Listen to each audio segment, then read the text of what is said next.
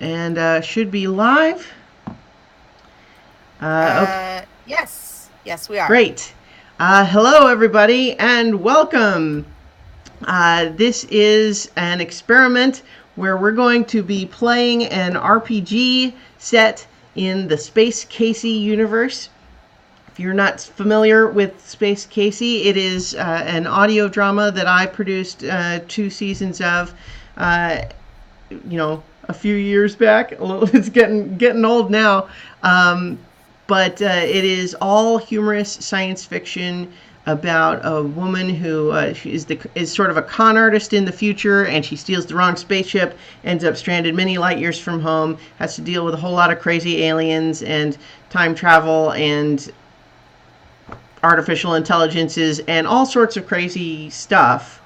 But first and foremost, it's just having fun with a lot of science fiction tropes. And I've been feeling for a while like I wanted to try running a science fiction campaign of some kind.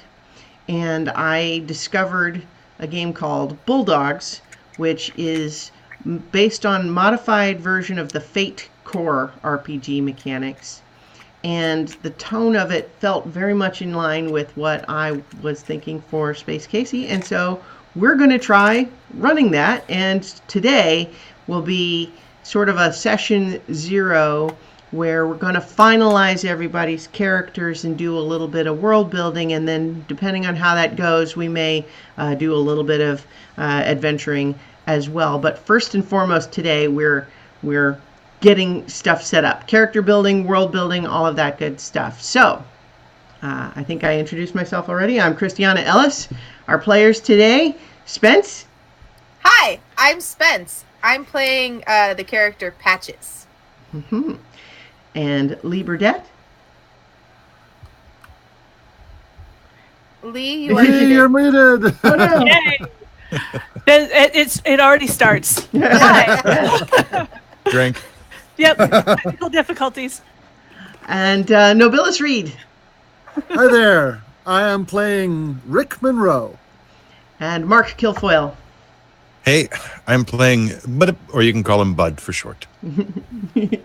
All right, so one of the things that I think is kind of important to go over when we talk about what does it mean for this game to be in the Space Casey setting. Well, as it happens, the actual Space Casey audio drama, although I am very proud of it, is not heavy on world building.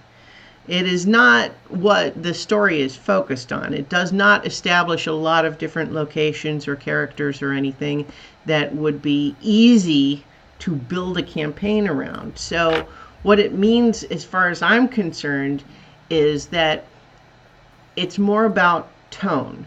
Obviously, we're kind of doing light and silly science fiction. We're going to be playing with a lot of tropes, I think. We want to have, I think, a lot of the, there's going to be a plot danger that will play with sci-fi tropes, but a lot of the moment-to-moment drama is likely to be focused on the various baggage and intrapersonal issues that our crew has with each other.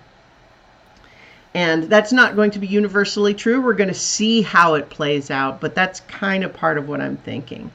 And the other thing that I was hoping to go for with this type of a setting is the idea that you have a galaxy full of lots of different alien races. And at the same time that they all kind of find each other alien and strange and weird and maybe even gross in a number of different ways. But nonetheless, there is a general agreement that it is a good thing that the galaxy contains so many different kinds of beings. And that it's, there's complementary skills, and that's interesting, even if in the moment you might not always think it's super exciting that your crewmate has left a slime trail across the cafeteria floor. You know, that's gross. So Or left a fur ball in the toilet. yeah. Hey.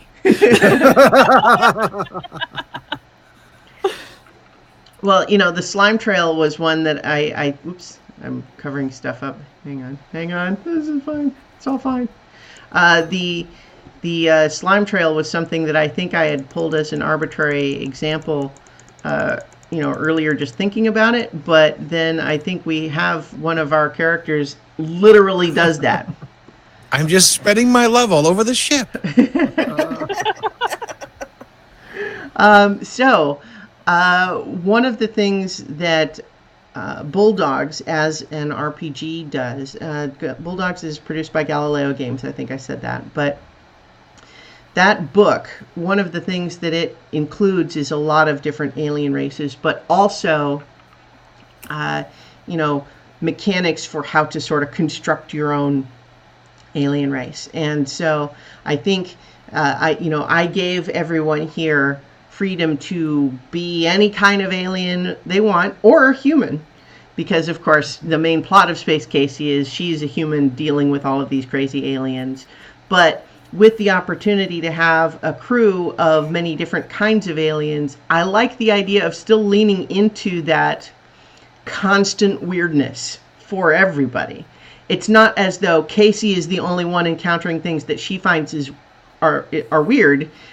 I think that is a common experience for everyone in the galaxy, is constantly encountering things that you think are weird. But that's not necessarily bad.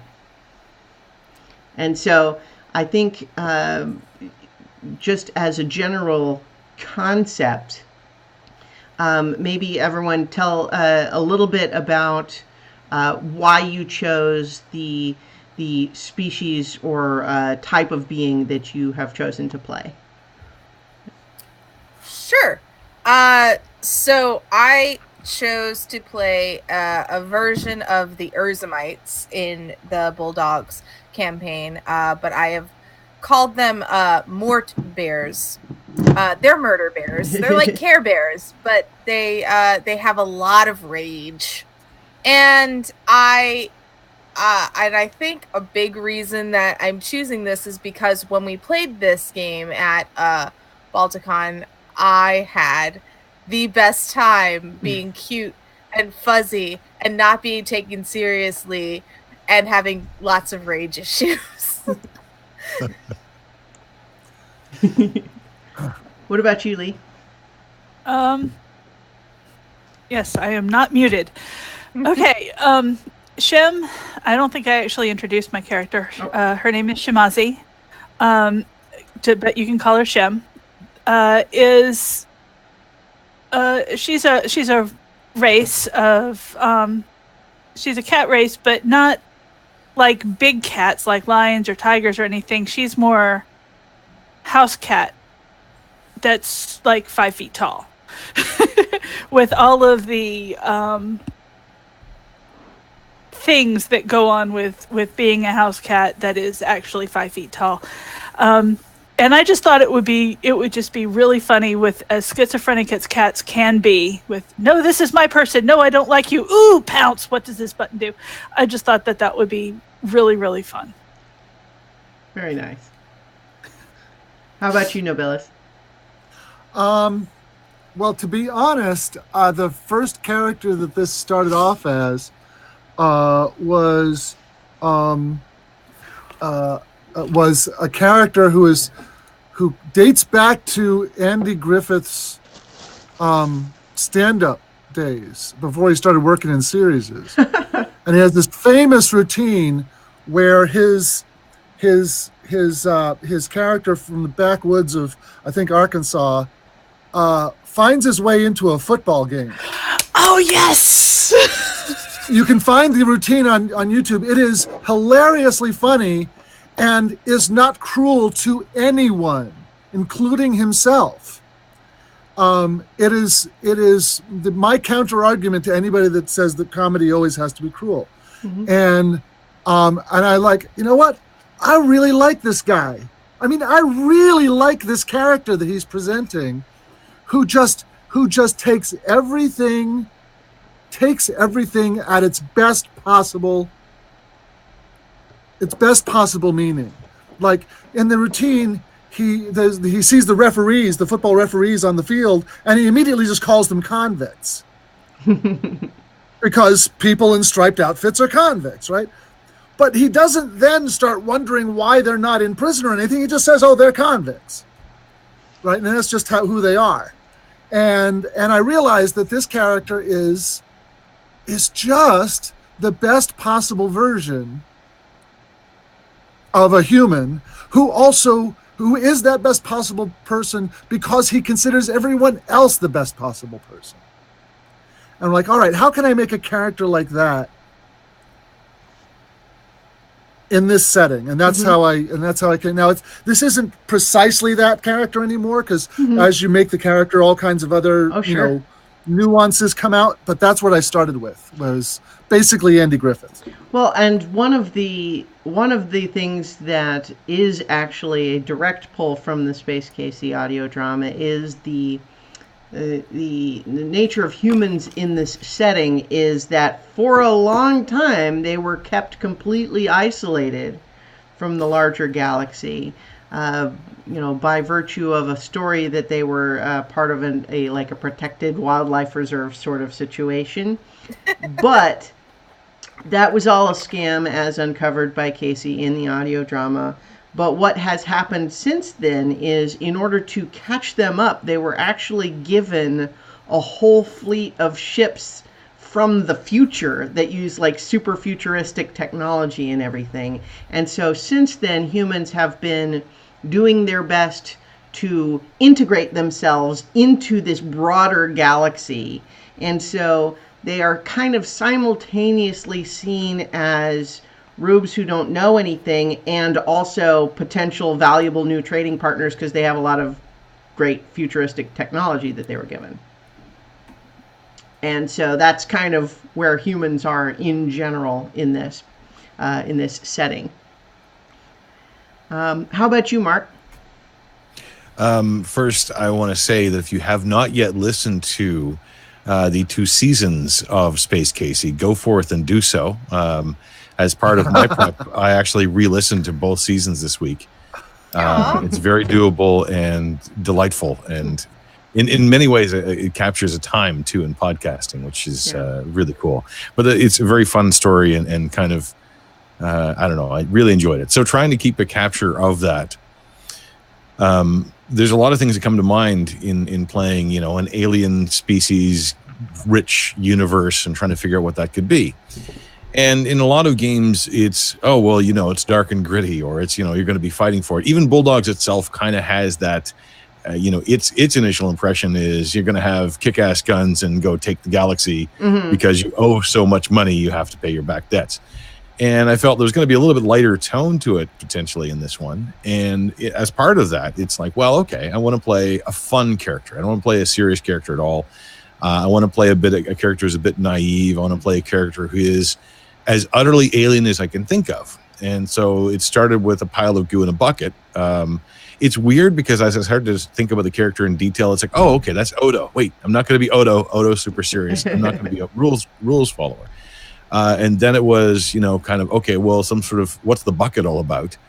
Odo just hides his bucket. I wear mine with pride. It's the only form of clothing that he wears. He's also enhanced it. The idea that so I'm playing kind of some sort of slime thing, and I thought, okay. Then I started going through the books. I saw the Tetsuashin, I think that's how it's pronounced, which is a sort of pseudopodian creature, and I thought, whoa, this sounds pretty good, and started going through all the features, like, well, I was going to take Slime Trail, that fits, Squish, okay, and all the features started lining up. So clearly these people have been into my brain. I actually backed the Kickstarter of Bulldogs. I don't know why I haven't played it up to this point, so I'm super excited about that. But the part of it was also developing the character of Bud, who is kind of just, fairly naive. Everything's going fine. Sure, we're on fire, but that's okay. He just means it's warmer. And space is kind of cold, so it's kind of working out. That kind of thing is what's going through my mind anyway. And then the idea that is he and this is something I plan to do, is when he's excited or angry or upset or curious or just about any emotion, you will hear from me, That's the sound he makes all the time. So when he was discovered, that's what they called him, Bud. I apologize ahead of time to all of my fellow players. Patches is a jerk. And, and will make smart-ass remarks. Mm-hmm. I love that, though. You kind of need that dynamic. Also, I'm very curious to hear your Andy Griffith novelist. So I want to hear that lazy Southern drawl. I've been working on that. All weekend, man.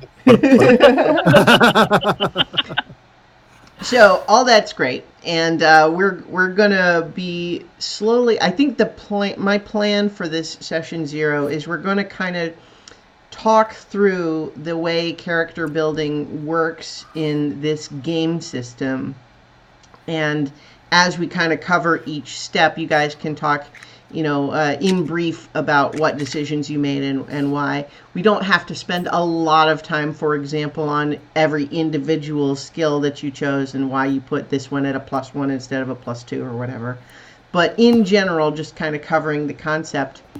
So briefly, for anyone who's not familiar with Fate Core or just any sort of a Fate derived system, is that it does use dice, but it uses special dice known as Fate dice, which are essentially D6s, but in place of the 5 or 6, they have a plus sign. In place of 3 and 4, they have a blank, and in place of 1 and 2, they have a minus. So it's essentially like a D3, sorta. It's 4d3 minus 4 is what it is the way it works. Okay. 43 minus 8 is how it works out. Okay. So in any event, you're rolling 4 of these dice, and you're going to get some combination of pluses and minuses. And then obviously pluses and minuses cancel each other out, but you're going to end up with net pluses or net minuses or something to that effect. And then similar to Dungeons and Dragons and many other games, for various skills that you're going to roll an engineering check, you will have an engineering skill, say +3. And so you would roll your dice and count, come up with this was a net +1, and then you add your +3 and you get a +4 as your total. But one of the other big things that is incorporated into this type of game is what is known as aspects. And everything has aspects. Characters have aspects. Ships have aspects. Rooms have aspects, and so on. And what an aspect means is that it's kind of a general descriptive term or phrase for some element of the character or situation that can be invoked or compelled. And to invoke it means, I think that this aspect of my character would be helpful in this situation. And so you can spend a fate point to invoke the aspect and either add +2 to your roll or just re-roll all 4 dice. And that way you can, get a bonus. And so you can choose to bump up the result. And you can choose to do that after you roll. So for example, if you roll and you succeed without invoking any aspects, you don't have to invoke any. But if you roll and it looks like it's not going to succeed, but you start saying, well, I think that this aspect of my character would help, and so I'm going to spend a fate point to add another +2, and now it's a success. That's exactly how that's intended to work. And you can only invoke each aspect once per roll, but you can invoke as many aspects as you want. Now, compel is because a lot of aspects might have sort of positive elements to them and negative elements. And so a compel would be an example of, let's say, one of your character's aspects is that you just can't stay away from gambling.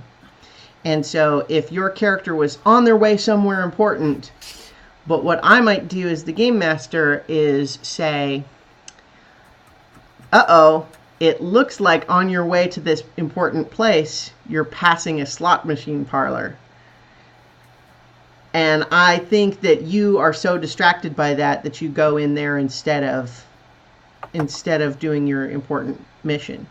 And so by accepting that compel, you get a fate point. And that's how this economy of fate points works, is that you gain fate points by accepting a compel.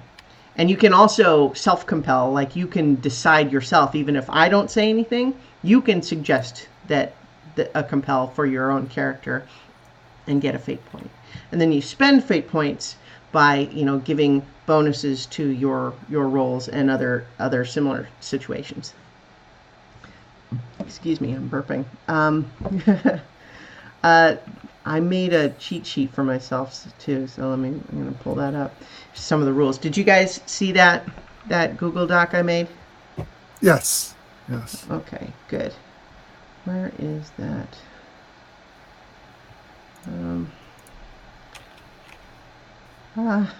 Okay, I'm getting distracted here. Okay, so that's the basics of how aspects work.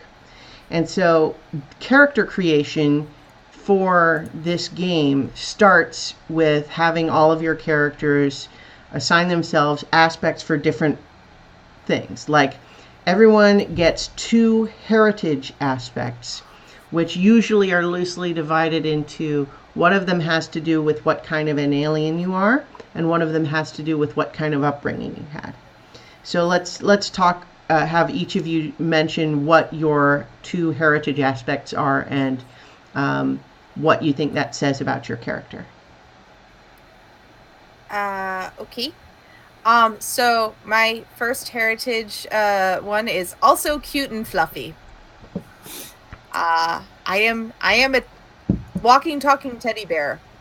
Mm-hmm. So I look adorable, and yeah, that could get people to think I'm super innocent. It could also really tarnish my credibility.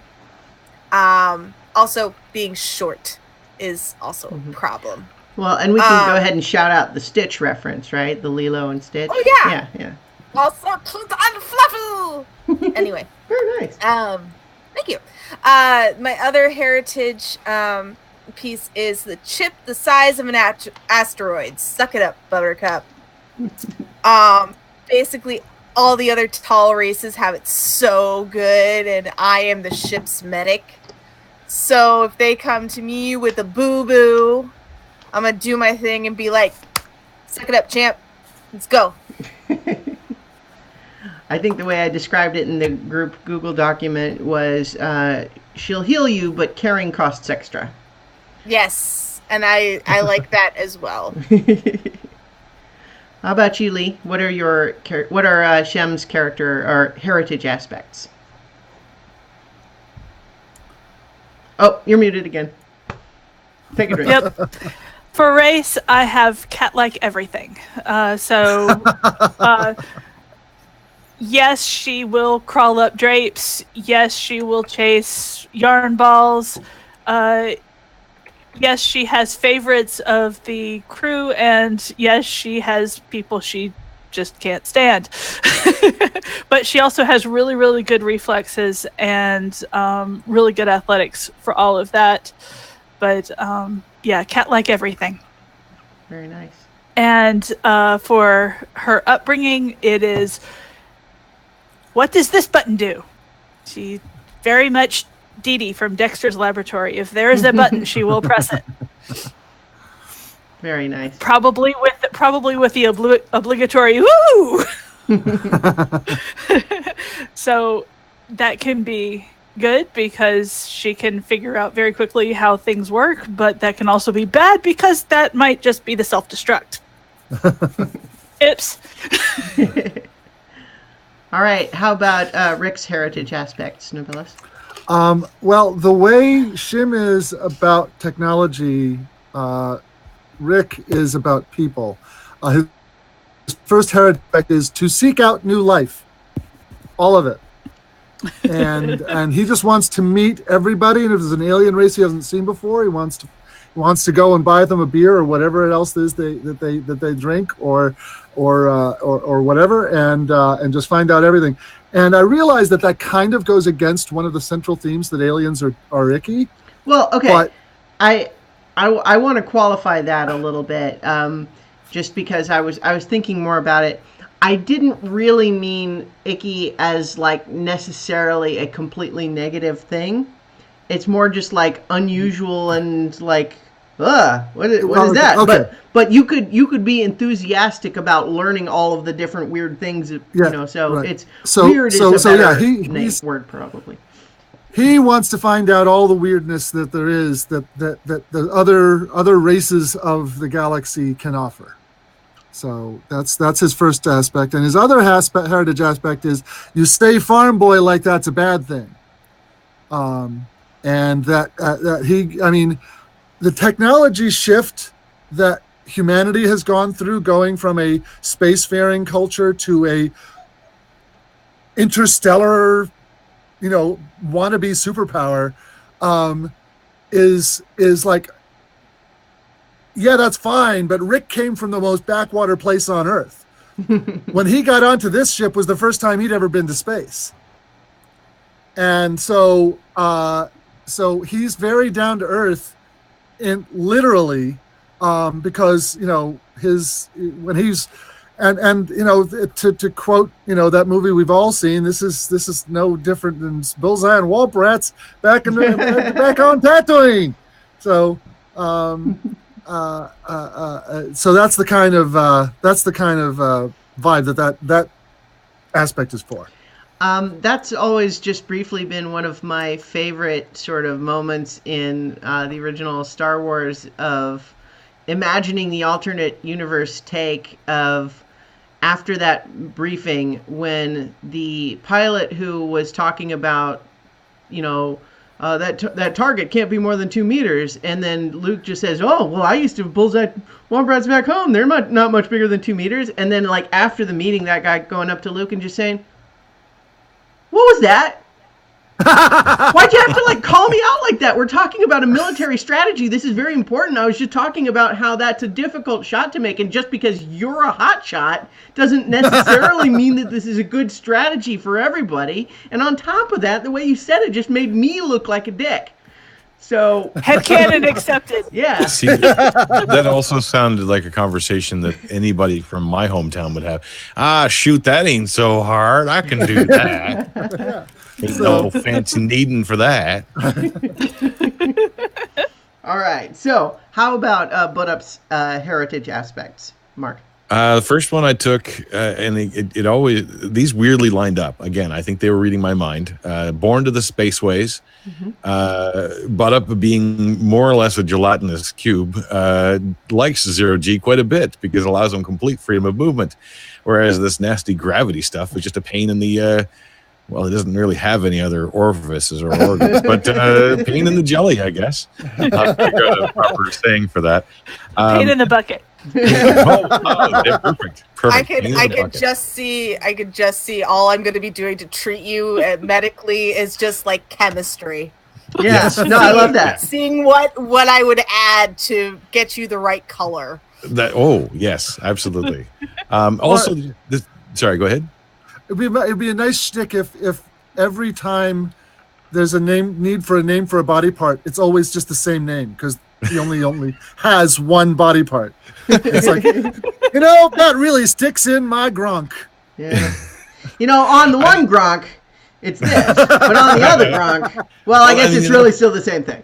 I don't know exactly if they really felt they were more permanent pseudopods, but I am imagining for Butt-Up, he just sort of creates the thing he needs for that moment. Mm-hmm. Right. There's going to be all kinds of interesting body parts I'll be holding up at some point. Is this the right one? But there's also a notion that this is all he really ever knew. He's both a child and an ancient thing at the same time.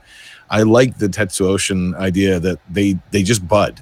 Another one appears. It's basically a clone. So he has no idea how old he is, doesn't really care. The idea, and there's something else that refers to it later, the idea is he was found in the Juggernaut. No one really knows where he came from. He just doesn't want to leave. And it kind of leads into the second one, which is unfailingly cheery. I play a lot of characters that get angry about things or are serious or whatever. And I thought I love playing kind of opposites and stretching what I do. Not that I can't be myself unfailingly cheery, but I think it'd be just a lot of fun, and the comedy potential is just gold. The fact that I also have 2 crewmates with fur is so much more fun with slime. Well, the Unfailingly Cheery is a great foil to Patch's chip on the shoulder too. Yes. Yeah. I love it. Okay, great. So those are just two of the aspects that everyone makes when they start their character. The next two that we're going to talk about are aptitude and Class D. And what Class D means in this context is that, especially in the original Bulldogs setting, the idea is that everyone is working for these Class D freight jobs. And that's what Bulldogs actually is a reference to in that game. And in this game, we're not quite in that, but the Class D is still referring to you guys are in kind of a not very desirable job necessarily. That's not to say your character might not love it, but it's a job that most beings would not see as particularly enviable. It's probably you've signed a contract to serve on this ship for a certain period of time under the captain that they assign you, and you don't really have a lot of choice in the matter. You do what they tell you, that sort of thing. So your Class D aspect is essentially, how did you end up here? And then the aptitude is, but what are you good at? What are you good at? What do you bring to the table, so to speak? So what are Patch's aptitude and Class D aspects? So my aptitude is the freaking healer's oath. So as I said a little bit earlier, my character is the ship's medic, and as much as she's cantankerous and just doesn't really like anybody, she will still heal because she's taken this oath and she takes it seriously. As far as my Class D, well, sometimes when you practice medicine, you have to do some experimentation on new nutrients, and test subjects are totally expendable. All right. And I love this so much. Apparently, that last one got me in some hot water, and people didn't appreciate that, and so they sent me here. Very nice. How about Shem? Shem is her aptitude. She's the pilot. She flies it. If it flies, she's gonna fly it.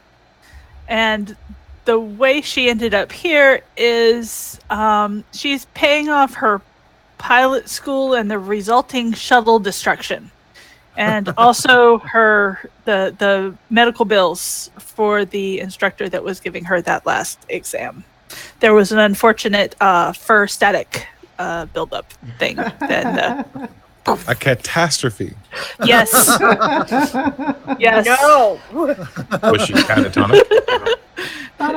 No. I'm gonna put acid in your next treatment.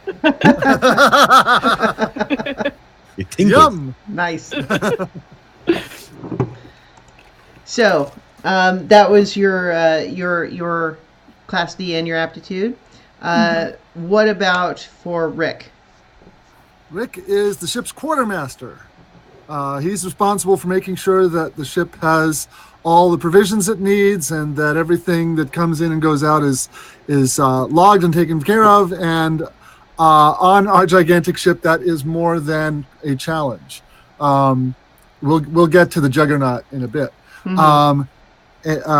His aptitude is your scratch my back, I'll scratch yours. This is kind of taken from Radar, the ability to make deals and get things done by exchanging favors. Radar from MASH, for anyone who is too young to recognize that reference. A cross between Radar and Andy Griffith. I love this. Yeah. Well, Radar was already kind of a backwoods boy in the first place. Yeah, So he it's wasn't not that far explicitly Southern per se, but certainly, yeah. What isn't he from Kansas or something? I can't remember. Yeah, That's right. He was from Iowa. Yeah, Midwest. Yeah. So, anyways, and his Class D is better to trust and bleed than suspect and freeze. he was swindled into getting the contract that he's on with this ship, and signed on not knowing that people who sign on to starships don't in fact sign up for a 20-year term with starvation wages. But at the same time, he has not taken that victimization, that swindle, as a reason to be suspicious of people. So he's aware of the fact that people cheat, but he's also decided not to turn that into paranoia. Yeah, or bitterness, or yeah, or a reason to not continue to be a trusting person. Right. All right. Exactly. I like it. All right. How about Butt Up, Class D and Aptitude? So one of the most beautiful things about this system is aspects, which can be kind of difficult at times, but it's always nice to kind of think of them as positive and negative. So he is the ship's engineer. The aptitude is I've taken apart these ships and mostly put them back together again. It's just a lot of experience because he's very curious and always taking things apart, and occasionally they don't come back quite the same way, but hey, it's improved sort of. Well, and we got all these extra parts left over afterwards. That's a bonus. Which you can now put in your catalog of things. and that's perfect actually for when we'll talk more about the Juggernaut itself. But go ahead. Well, I can mention the Juggernaut because my Class D is the Juggernaut is my home. This is the only place he's ever known. He has no reason whatsoever to leave, and hey, they're using the ship. That's even better. Now I get to do more. So he's totally on board for that. Doesn't realize that he's in a bad contract because he's never had a contract before. All he knows is he's got more to do, which is great. And now he gets paid. Yeah. I get paid. I get paid. Where do you put your money? I have in the bucket. I have a space. I have a space. It is Gronk, of course. Yeah. Don't touch my Gronk. So, we've mentioned the Juggernaut a couple of times. So let's talk about the ship and the captain, because one of the things that we're also borrowing from Bulldogs is that none of the player characters are the captain. The captain is an NPC, but it's an NPC that we sort of have collaboratively built along with the ship, as opposed to just me coming in and dictating this is the captain. We in our previous discussions we discussed what the captain and the ship is going to be like, and I'm very excited honestly about this ship concept because as we've discussed, the Juggernaut is a repurposed generation ship, and so it is implausibly huge and so big that most of it is actually decommissioned space that nobody even really knows what's there anymore. So some of the aspects that we've decided for it is that it's this old but super huge generation ship that has bounced around from one owner to the next because nobody can figure out how to actually make a profit with it. But currently it's being owned by a consortium that is using it to deliver whole space stations. And it's so the high concept aspect for the ship is we can discuss the phrasing here, but the ones that I've put in there based on what we talked about. High concept is Space Spruce Goose, to kind of refer to the Howard Hughes enormous plane debacle, but the idea that it's incredibly impressively sized, but is it actually useful? And then the trouble aspect for it is the blueprint just says there be dragons here. And that kind of reflects the idea that there are huge areas of the ship that have just been closed off for a long time. And nobody's not even really sure, like, what actually is on Deck 47. I don't know. It's been closed up for, 300 years. Reminds me of the Citadel in Mass Effect. Yes. So what we kind of talked about is, like, the Citadel isn't one that we had previously mentioned, but I think it's another good example, is that this ship has also, in part of this attempt to make it somewhat profitable, it has become kind of like a convention center too, because it's so big that there's lots of space, lots of area to hold events in. And so the idea is that it's kind of a combination between the Red Dwarf, Babylon 5, maybe Deep Space Nine a little bit in there, the Citadel, but it's mobile, and it's just this huge thing. And in keeping with this idea of sci-fi, silly, parody, playing with tropes sort of thing, what I love about this concept is that it really leaves open the idea that we could have just about anything in this ship somewhere. Yep. Kind of reminds me a little of what was it, the City of a Thousand Planets? Oh, from what was that? that? Yeah, City of a Thousand Planets. It was Valerian. Yes, that was it. That movie had some really good stuff in it, which I will stop short, I think, from saying it's a really good movie. Did you guys see it? No. Okay. Well, I think the world building is amazing. The plot has some interesting beats in it, but overall the story itself is just super generic. Yeah, watch the movie to stare at the scenery. Yes. So that's the Juggernaut. Now, how about the captain of the Juggernaut? Well, what we decided on, I'm kind of just laying all this out, but this was kind of decided as a group, and I want everyone to feel a sense of ownership there. So if you think of things for all of this, I absolutely want you to, to jump in. And that's actually going to be something that I'll want to apply throughout, is that as kind of an experiment, unlike when I've run Dungeons and Dragons and I'm the traditional DM there where I am determining everything about the world and you guys just sort of react to it, I'm thinking in this game that it's going to be, on an ongoing way, much more collaborative in terms of determining details about the world and NPCs and so on. And I just want to try that as an experiment. So I just want to definitely put that out there for all you guys to know that I want to really encourage that. But so the captain, we decided on Captain Nemo, which is an acronym because the captain is an AI. And so Nemo actually stands for Networked Efficiency Management Overlord. I love it. Before we jump into the captain, let me just briefly mention that the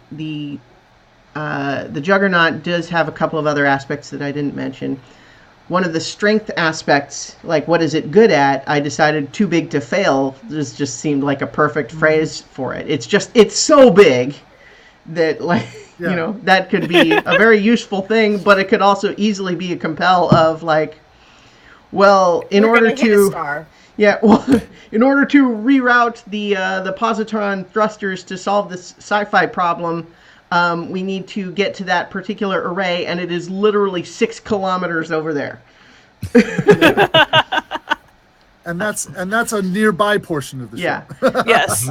And then also, as far as the mechanics of how ship combat and all of that works, it has heavy engines, which make it a bit more maneuverable than it would be, because it's already super slow, but it's less slow than it would have been because it has really great engines. And it has light armor and light shields. And the light armor gets an aspect, and I named it, Did You Feel Something?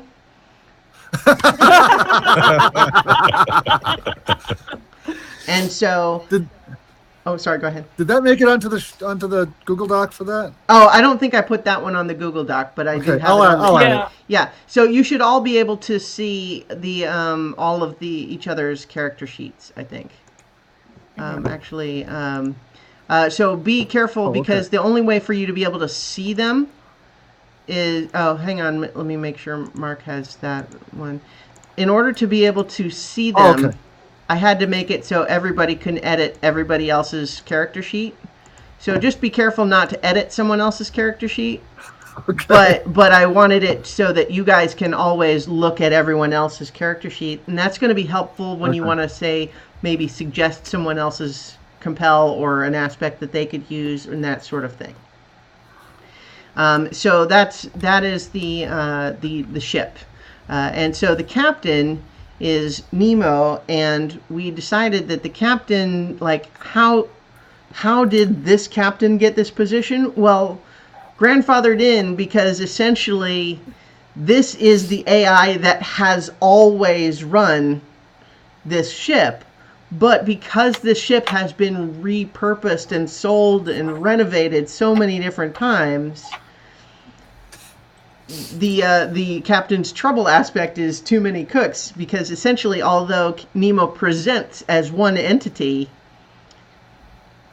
it's actually several different modules that have their own priorities that are all constantly competing for dominance. And so the captain also has an aspect of efficiency over effectiveness, which means that the captain universally insists on doing things efficiently, but what they actually care about having you do could change from moment to moment. And I've actually been toying with a mechanic. I made a list of different possible things that the captain might care about at any moment. And what I think is I'll periodically have one of you roll a d20 and to decide what the captain cares about now. That is awesome. So the one, for example, if you roll a 5, the captain now is primarily concerned with diplomatic relations. If you roll a 12, it's now concerned with profits, and so on. So that's the I think that's really cool. So we also gave you guys a second ship, which just kind of makes sense because the Juggernaut is so big that it's really just not going to be useful for some things. It cannot dock with things. Things dock with it, but it's not... Yeah. It's so big, and it doesn't have any weapons, and it's really just this enormous thing. So what you guys also have is the Tiger Shark, which is a smaller kind of armed runabout shuttle APC type of craft that is basically just big enough to carry all of you guys and maybe one or two other people, but that's it. And it has small engines, medium weapons, light armor, and light shields. Is that right? Yes. And so what we decided was that this actually was one of these super futuristic ships. And it occurred to me when you were describing Rick's getting swindled, Nobilis, perhaps that was part of the deal, was that they were essentially, maybe that's how they got the ship, the Tiger Shark. Yeah, that could very well be. Kind of had been given, because these ships are being you can decide how you had access to it originally. Okay. Here's a good starting point. Okay. The job of distributing this alien technology, this future technology, to the humans was not done by the judge who made the decision. They don't do that stuff. They hand it off to some administrator. And so some poor schmuck got the job of handing these ships out, right? Only he hasn't got time for this shit. So he hired some other dude to do it. And the other dude that he hired to do it was not the most diligent about it. And it's like, okay, the contract says I have to give these things to humans. It doesn't say where they are or who they are. It doesn't say if they're governments or whatever. I just have to give them to humans, right? Well, how can I get rid of these things the fastest in order to get this contract done and get paid? And So he just kind of went to Earth, and the first 15 people he met, he just gave them a starship. That is really awesome. You get a starship, and you get a starship. Everybody gets a starship.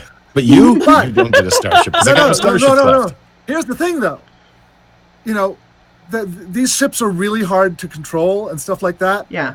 And so one of the, because that's not how Rick got it. No, it's not that straightforward. Some poor schmuck human who just got one of these ships crashed it on his property on Earth. On Rick's property? On Rick's property on Earth. And for whatever reason, he had been like violating all kinds of like traffic laws and stuff on the way down. Mm-hmm. So had racked up a bunch of what amounts to interplanetary speeding tickets. Very nice, yeah. And he didn't want to be stuck for that. So he quickly transfers title of the ship to Rick and skedaddles. Nice. And then Rick is like, hey, I got me a brand new spaceship. What do you know? Yeah, this is great. He starts to go inside and take a look at what's going on, and all of a sudden, be-doo, the Earth Space Patrol lands all around it and is like, Mr. Monroe, you the operator of this ship? I said, yes, I am. I'm the proud owner of a brand new spaceship. Very nice. So, and that's how he came to be. So that's how he came to be so far in debt. Great. I love that. The ship's high concept is small but fierce. The trouble we decided is new ship, who dis? Because the basic idea is this ship is so advanced that it's actually nobody quite knows how to use it properly. Or at the very least, it's a challenge. But the strength is Swiss Army ship, which means that it can do lots of cool stuff if you can figure out how to use it. It has medium weapons, which have an aspect of hair trigger. And light armor with the aspect distinctive profile. And what that means in this context is most of the galaxy, because it was big news, knows what these future ships look like. So when people see the tiger shark, they know what it is. And so that could mean they want to stay away from it and not mess with it. It could also mean, hey, we want one of those. I think it's a little bit more column B. Yeah. Well, it could go either way. You know, and that's part of the fun of aspects in this game is finding ways that you want to use it to your benefit, but also accepting that trouble might come. Excuse me, burping. All right, so so we talked a little bit about the ships and the captain, and that's all prefaced to another one of the aspects that you guys all choose, which is your relationship with the captain. You need to have, each of you needs to have an aspect for how your character gets on with Captain Nemo. Spence? Oh, sorry. That's all right. So, I forgot that I have to go first because I'm first in line. You don't have to go first if you don't want to. I said your name only because nobody else had talked yet. Gotcha. Well, me and the captain, I don't know how to turn it off. So, me? Sarcastic? Never. Don't know how to turn it off, and sometimes his processors just don't pick it up when I'm sarcastic. Very nice. Sometimes it does, but it's, he's old. Sure. All right. How about Shem's relationship with the captain? I think Shem's relationship to the captain can be best summed up as, I meant to do that!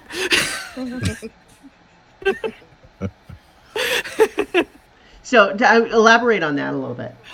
I was like, course change? No, that's absolutely. I did that on purpose.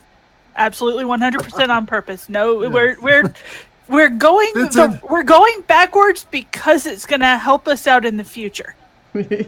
Trust me. All right. Nice. How about you, Nobilis? How about Rick's relationship with the captain? Rick has got a hard time with technology that talks back to you. I mean, Siri was bad enough. But having a whole ship talking to you, that's kind of damn weird. I'm actually not quite convinced that there ain't some guy somewhere sitting in a control room having us all on about this whole AI thing. Okay. So he's just like,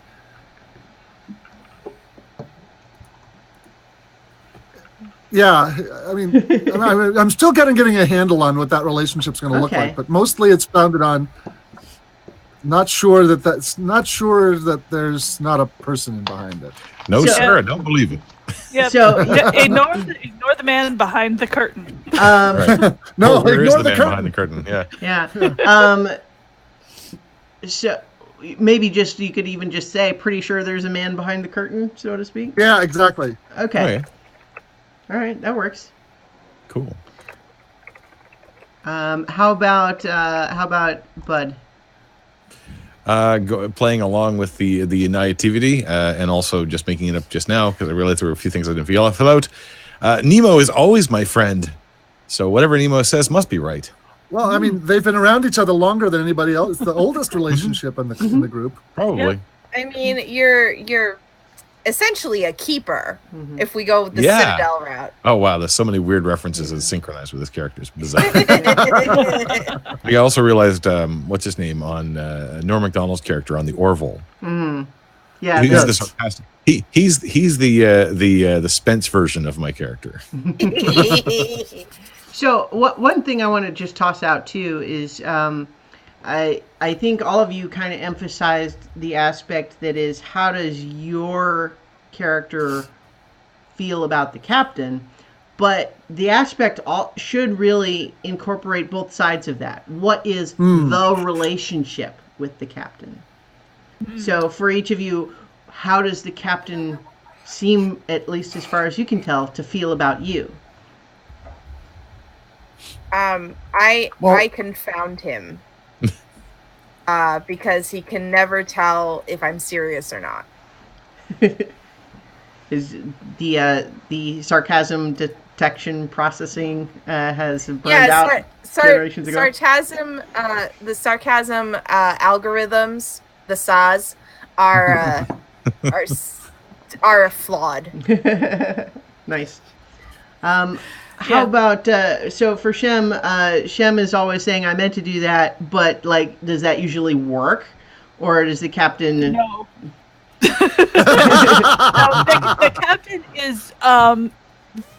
the captain is frustrated because she is trying to circumvent the efficiency of the ship.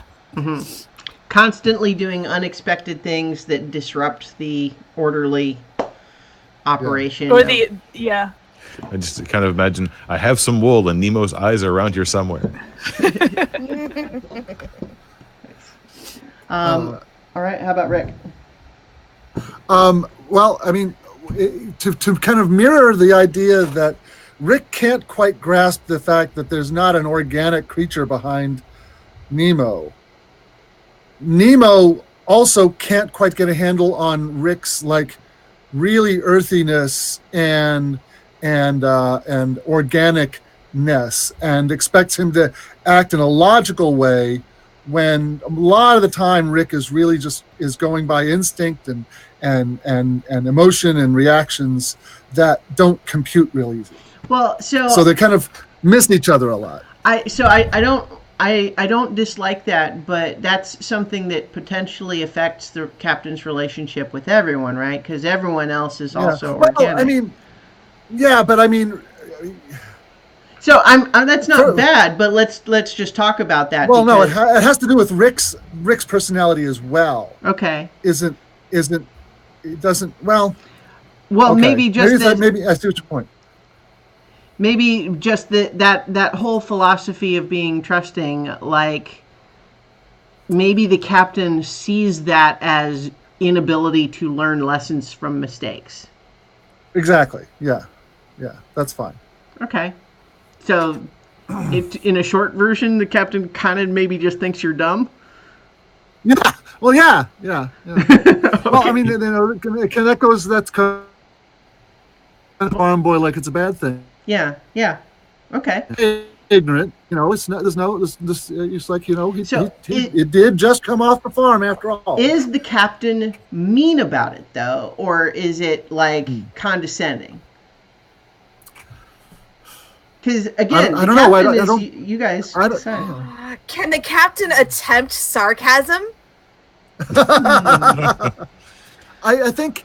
Okay, I don't want to make the captain universally mean. I think. I don't think he's condescending either. I think, based on what the other people have said about him, it's more just like eternally frustrated, right?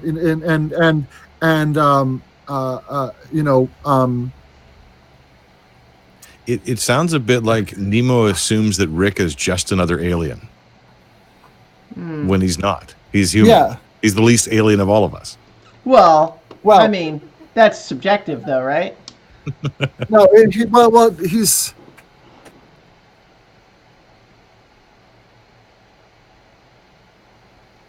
What is different about the captain's relationship to Rick specifically would have to relate to his trusting nature, I think, and yeah, I think that the captain might even have conversations with him about situations where he's gotten cheated or he has gotten had people got the better of him, and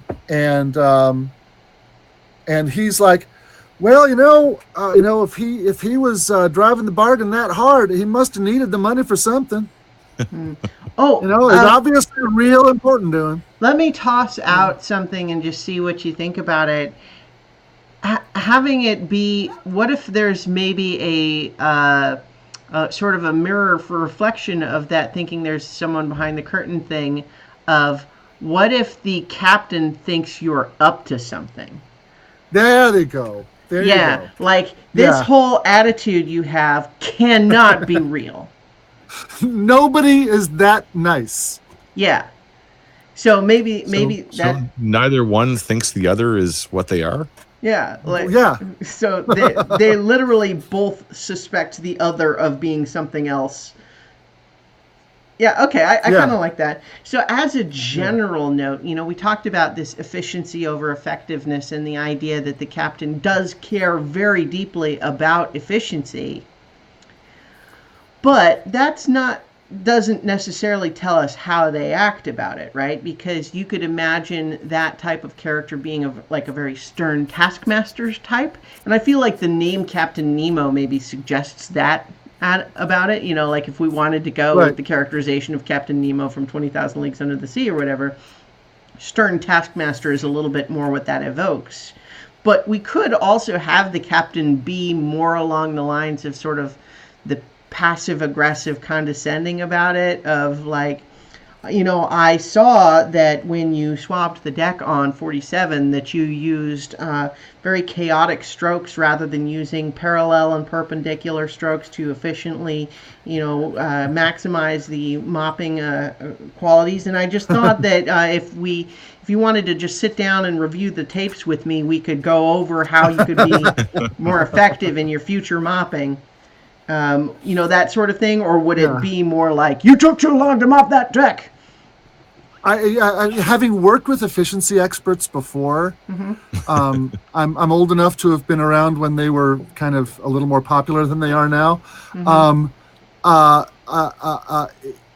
The idea of and a bad one can be really, really bad. I think I like the idea that especially since Nemo has never actually physically pushed a mop himself Right. at all. Mm-hmm. So he's an Can't be that expert hard, in all can of it? this stuff. Yeah, he's an expert in all that stuff, and knows very little of the practicalities. So yeah, I think I like that idea better. Well, which one was that? The The passive aggressive one, or? Yeah. The passive aggressive one. Okay. And you know, it could very well be honestly thinking that is how to make things more efficient. Is to get involved at that level. Okay. I had a thought, and this may go along with that, is maybe Nemo is trying to teach this rube from planet Earth how to be planet Dirt, how to actually be an efficient member of the crew, and so that's why he's kind of also okay, all right, now this is how you need to do this, and so he's a little bit more, and he's trying to teach it, but he's never actually even done any of the action. I think that's likely how the captain approaches the relationship with all of you, is that you are constantly doing things in very inefficient ways, but obviously everyone on the ship understands that efficiency is important, especially if the ship's going to ever be successful. So it's incumbent upon everyone on the team to be on the lookout for self-improvement opportunities and ways to do things more efficiently. And so the captain is there to help you out.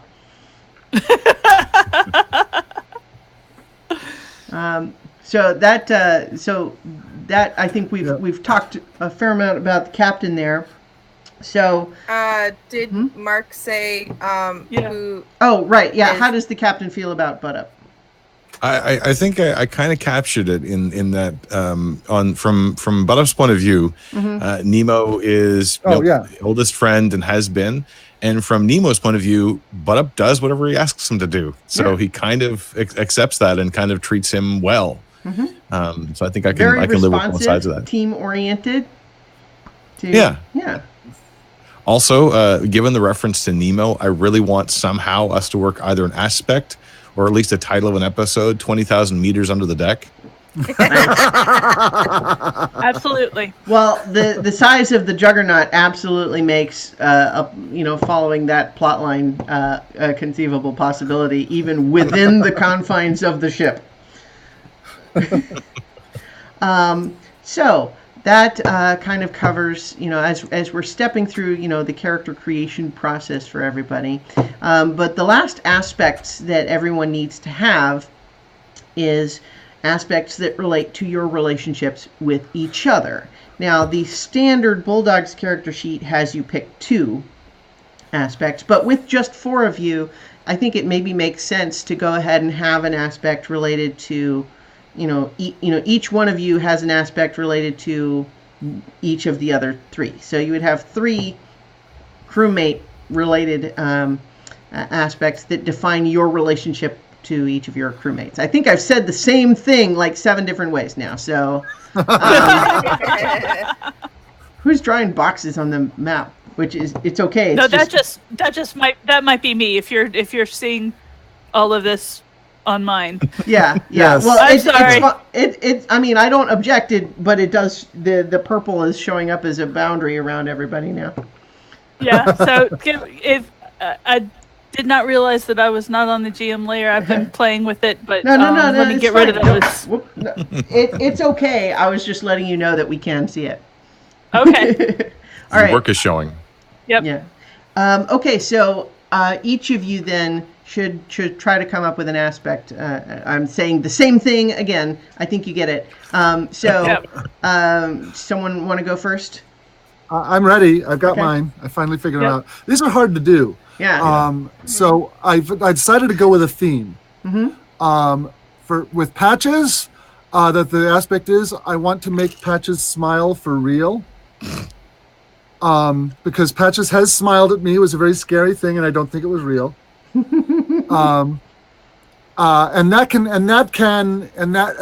think that is a two-way thing, and I think it goes by. Anyways, for Shim, I want to get on Shim's good side, because we talked about cats having people they like and people they don't. Mm-hmm. And if Shim has kind of the first impression, Shim was that they didn't like Rick, perhaps because he tried to pet her.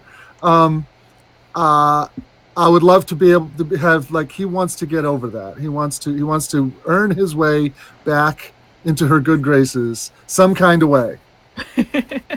And with Bud, I want to find out what gets Bud drunk. Which will entail not having something that we know gets Bud drunk at the beginning of the game. If that's okay with you. Oh yeah. Okay. So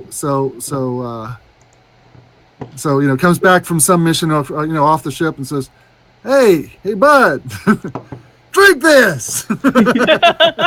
So got something for you. I like all of those as concepts and descriptions, but let's also think a little bit about, like, what would it mean to invoke or compel those aspects?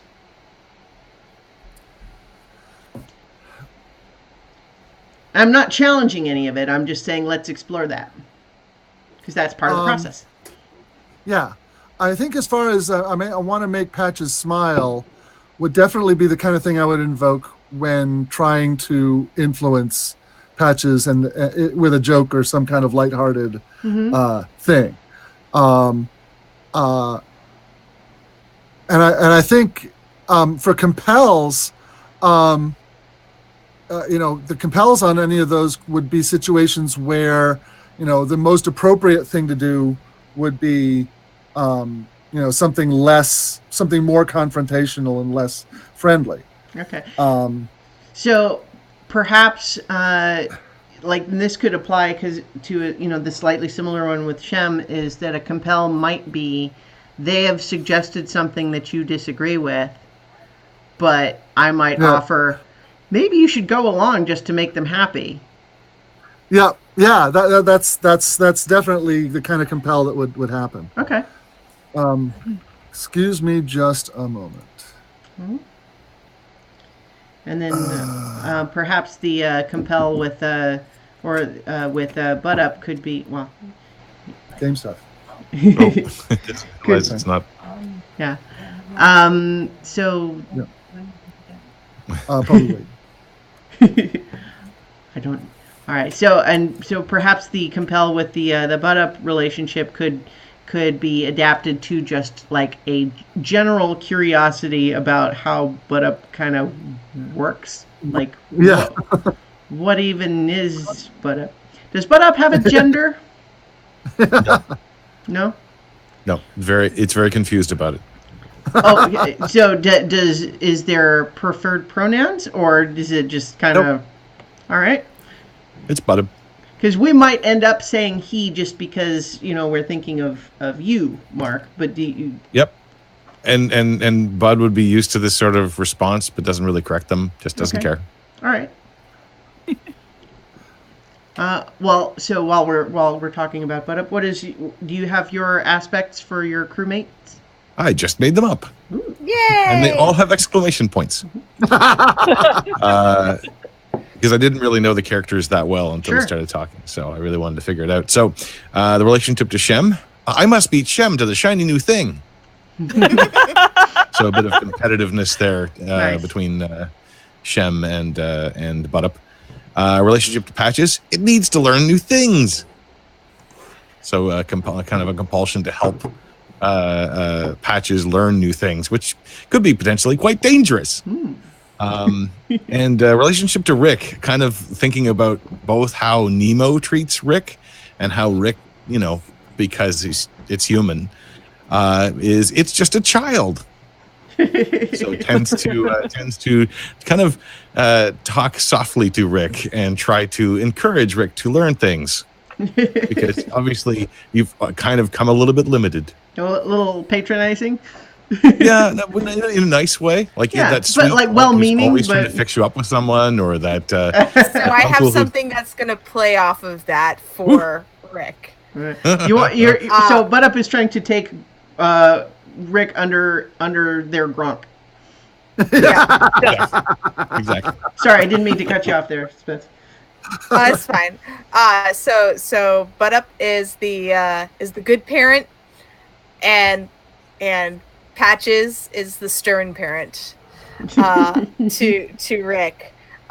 So she's a stern, motherly type, or stern matriarch. So it can be used to be like, look, I know you're scared, I know you're tired, but you just have to get through this thing. Mm-hmm. Or it could be invoked and be like, well, don't be such a baby. Nice. Okay. So I think you actually kind of swapped what the invoke usually would be the helpful one. Yeah. So I would invoke it to like inspire him in a stern way. In a stern authoritarian way. Well, it felt like the first one that you said was the more sort of like helpful, but like stern, but helping out, and then the don't be such a baby is kind of the dismissive one. And so I'm just saying, you switched which one you were saying was invoke versus compel. So sure, that's all right. Okay. Yeah, that's the only one that I was like, I can use that. Oh, for sure. Yeah. So, and again, all of these too, like we can tweak these a little bit as we go. Just if it seems like one of them is not really working, or we come up with something better. As far as Shem, my connection to Shem is she's the only one who understands bad fur days. You get a fur cousin. And so occasionally she will begrudgingly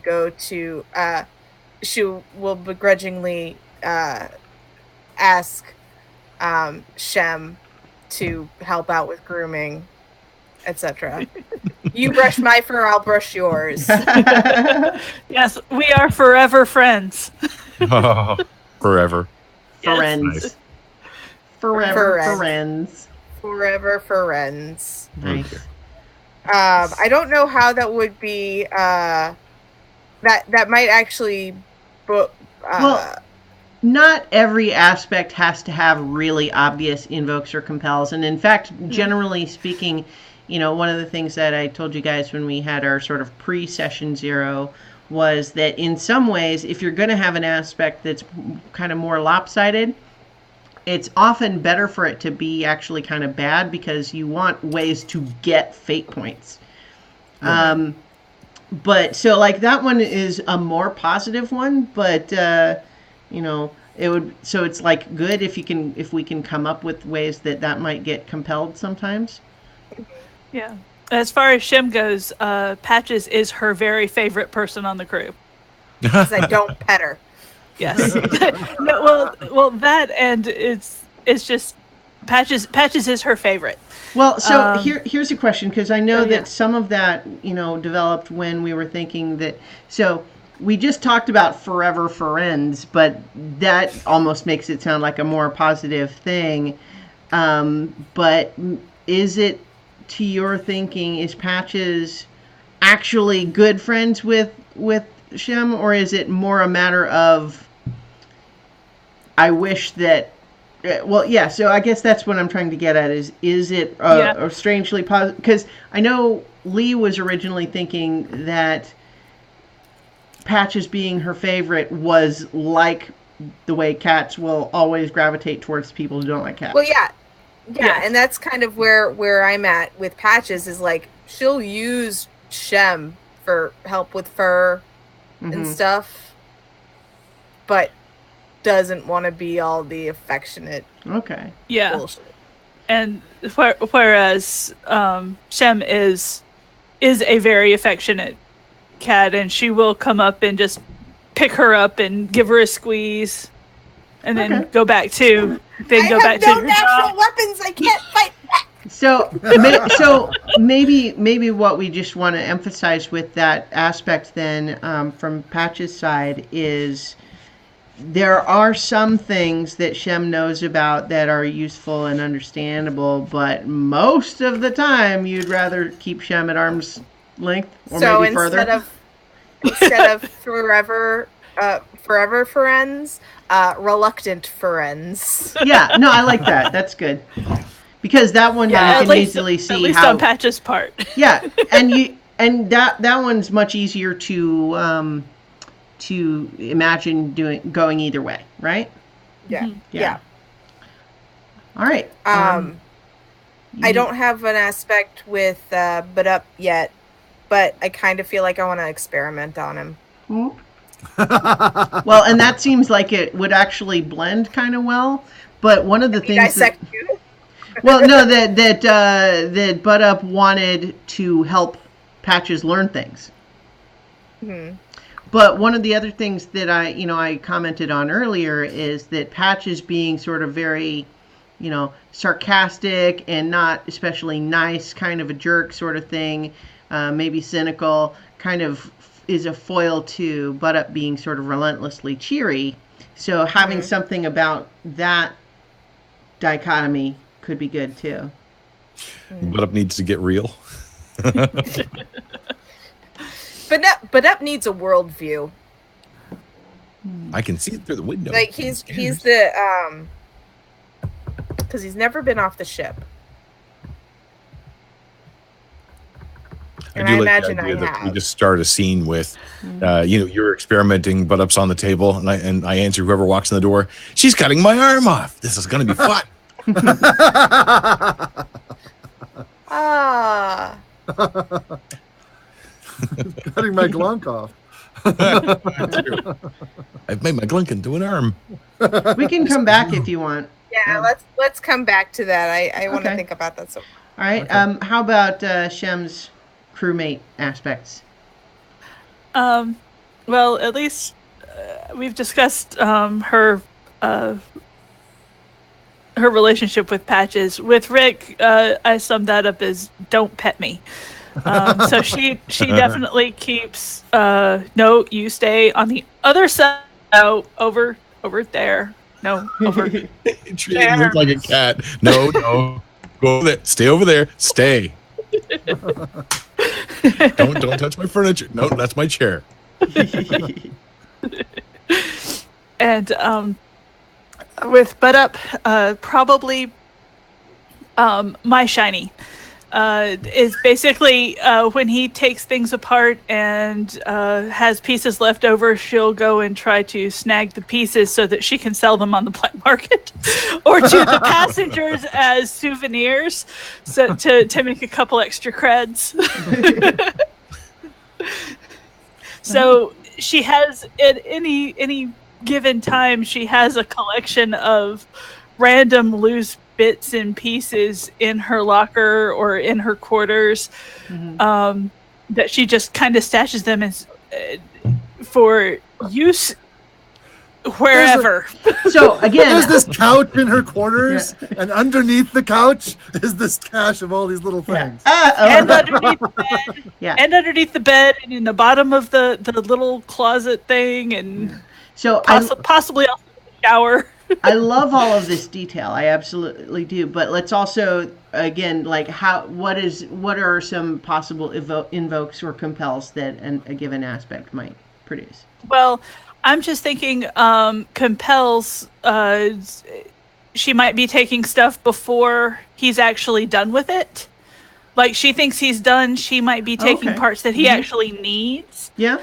I like that. Or she, where the invoke, she can, clean up the, she has the stash. She can just automatically add the pieces. So you have a place. If you're missing something, it's pretty good odds that she's got one.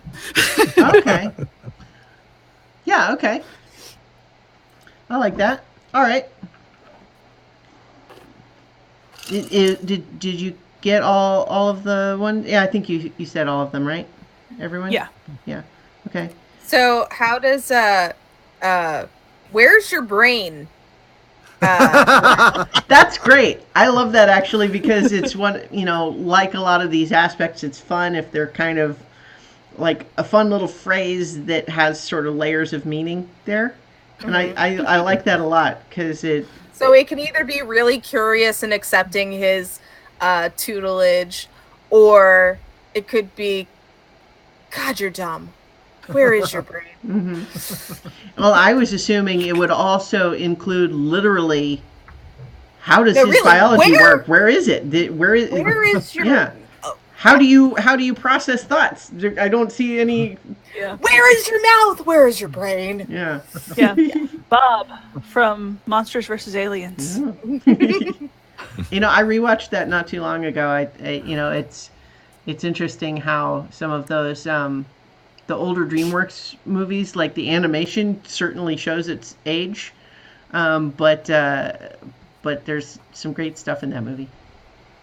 All right, so that covers, I think, everybody's main character aspects. But so let's talk then about the next sort of stage of character development for everyone's characters, which is skills. And the way skills work in this system, I mentioned already, you roll the 4 fate dice and then you add whatever your skill bonus is. But there's also what's known as the skill pyramid, meaning everyone, when they build their character, gets to have 1 skill where they have a +4, 2 skills with a +3, 3 with a +2, and 4 with a +1. Pretty straightforward. And I don't think we need to go over everybody's entire pyramid, but let's maybe have you each talk about what your +4 and your +3s are, because those are the things that your character is pretty good at. Sure. So medic, obviously my +4 is science. Science is the applicable skill for medicine. Yes. It's applicable for medicine and chemistry and all things science, and we like that. The +3s are resolve. So basically, I will get the job done. And empathy. That doesn't necessarily mean I'm going to show empathy, but I can totally read where you're coming from. So to compare with D&D skills, which people might be more familiar with, the empathy would be the equivalent of insight in terms of reading someone's emotional state and demeanor and so on, and perhaps determining if you think that they're lying, say. But it's also actually not the only skill that you can use to determine if someone's lying, because one of the things that the Bulldogs book actually makes explicit is that there is not a deception skill, because the assumption is that you guys are probably going to be lying constantly about all sorts of things. And so what you do is you use so whatever your lie is about, you use that skill to... Oh, okay. Yeah, so if you are super knowledgeable about guns, it makes you better at lying about guns. And so there's less a matter of being a bad liar or a good liar versus a matter of being able to lie about the things that you know about. And then empathy, and likewise, so empathy would be sort of a general purpose, maybe telling if someone is uncomfortable or whatever. But for example, if someone is using the shoot skill to lie about guns and you have a good shoot skill, you could use your own shoot skill to try to determine if you think they're lying about it. Right.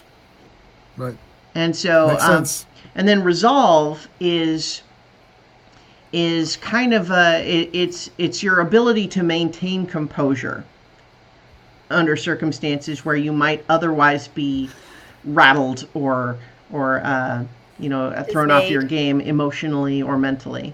And so one of the things that having a resolve score of +2 or better, and yours is +3, gives you an extra stress box in the angry track, which we'll talk more about in a little bit. Cool. Yeah. And so I've already accounted for that on your sheet, which we'll go into how that all works in a little bit. Happy. Yeah. So, what are Shem's highest skills? She has a pilot is her +4. Mm-hmm. Which is how I ended up with the pilot job. Sure. That makes sense. And for her 2 sub skills, engineering and athletics. Great.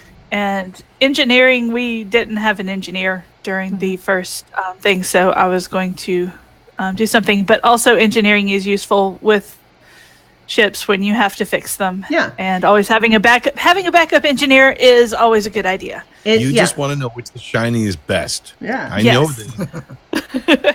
It is absolutely fine for multiple characters to be good at similar skills. You know, like that's totally cool. And athletics, so pilot and engineering in a science fiction setting, I think probably everyone kind of gets those, right? Those are straightforward in terms of what sorts of things they would be used for. Athletics in this context is primarily what might be most comparable to agility in D&D. Mm-hmm. It's about moving yourself around, climbing things, running around, jumping over stuff, that sort of thing. You know, maybe whereas physique is the equivalent skill for like just pure physical strength. Like if you want to grapple someone or you want to lift a heavy door or that sort of thing, you know, pull open a locked door, that would be physique. And athletics is more about moving yourself around. Yeah, and I was thinking athletics because she is a cat, then that would be a racial trait. Yeah, I like that. That you know, that seems an appropriate skill. So how about Rick? Rick's skills are pretty easy to figure out. I mean, his +4 is rapport, which is used to, you know, for friendly interactions. Yeah, it's like it's charm. Yeah. His good skills are contacts and haggle. Mm-hmm. and yeah. Yep. So contacts is the I know a guy skill. And rapport, as we said, is kind of charm. It's the ability to make friends with someone, to get them on your good side. That sort of, you know, or get on their good side, I guess is what I mean. And then haggle, again, you know, I think is kind of straightforward, is specifically about when you're making deals and that sort of thing. Mm-hmm. And so this getting into this contract with the Juggernaut is kind of like it's a notable failure in something you're otherwise good at, which is actually, I think, good character building. Yeah, well, I mean, it's also a matter of I think he also has developed some of these skills since then. Okay, sure. So, well, on that note, then, how long has Rick actually been on the Juggernaut? Not long, but his contract's been bought out several times, so he's had a couple of other places he's been. Okay. Because at first he was in debt to the Earth Space Authority, so that was his first contract. But somebody came along and thought that he was, I don't know, cute or something, and bought it out to do something else, and that's how he wound up here. Okay. Are you the toy boy, like the arm candy here? You know, gentlemen doesn't talk about stuff like that. All right, great. So how about Butt Up? Butt Up's great skill is engineering, unsurprisingly. I did make a change just now because I felt it fit better. I had science as one of his good skills. I moved that down to a fair skill. Okay. And in its place put rapport because he does like to get along with people. Very friendly, yeah. Yep. And his other good skill is systems. And systems is important too, because if we want to distinguish between engineering and systems in this setting, engineering is hardware, systems is software, might be a short way to put it, is that, you know, if you're dealing with engines and mechanical stuff and even electronic stuff, where you're dealing with the actual physical components, that's going to be engineering. Systems is programming and computers and that sort of thing, and hacking, because of course this is a sci-fi setting. You don't have to just use swords for things. And, although if you ever look at Buttup's code, you will definitely recognize this slimy creature uses spaghetti code. Yeah, that makes total sense. It's like, I feel like his code might look like those experiments where they literally use like evolutionary development to just iterative. Yes. Like they make random changes to the code until something works a little bit better, and then they just do that millions of times. And so his gel may be quantum. Yeah, so they've made those types of programs. They've done programming that way, and what often ends up happening is that you have a fairly pretty effective program that has just nonsense in the coding. Like, you know, to look at the code, it's just gobbledygook, but it has somehow made it work. It has a lot of nonsense in it that just is nonsense that doesn't do anything. And then the actual piece, and it's kind of like DNA, actually. Yeah. Or my master's thesis, but yes. And often, in fact, those evolutionary programs also exploit bugs in the hardware that nobody knew was there. Mm-hmm. Yeah. That only happen under very precise circumstances, but because it iterated 5 billion times, it found it and then optimized it for the purpose that it was doing. Mm-hmm. I almost feel like Butup would consider his coding as poetry, as the organic nature of the development of this code. Just it speaks to him. It may also be considered digital children. So, because you also have a resolve of +2, you also get an extra box in your angry track. Ooh. Yeah. Nobody made physique +2 or higher. What if physique is +2 or better, then you get an extra box in your winded track.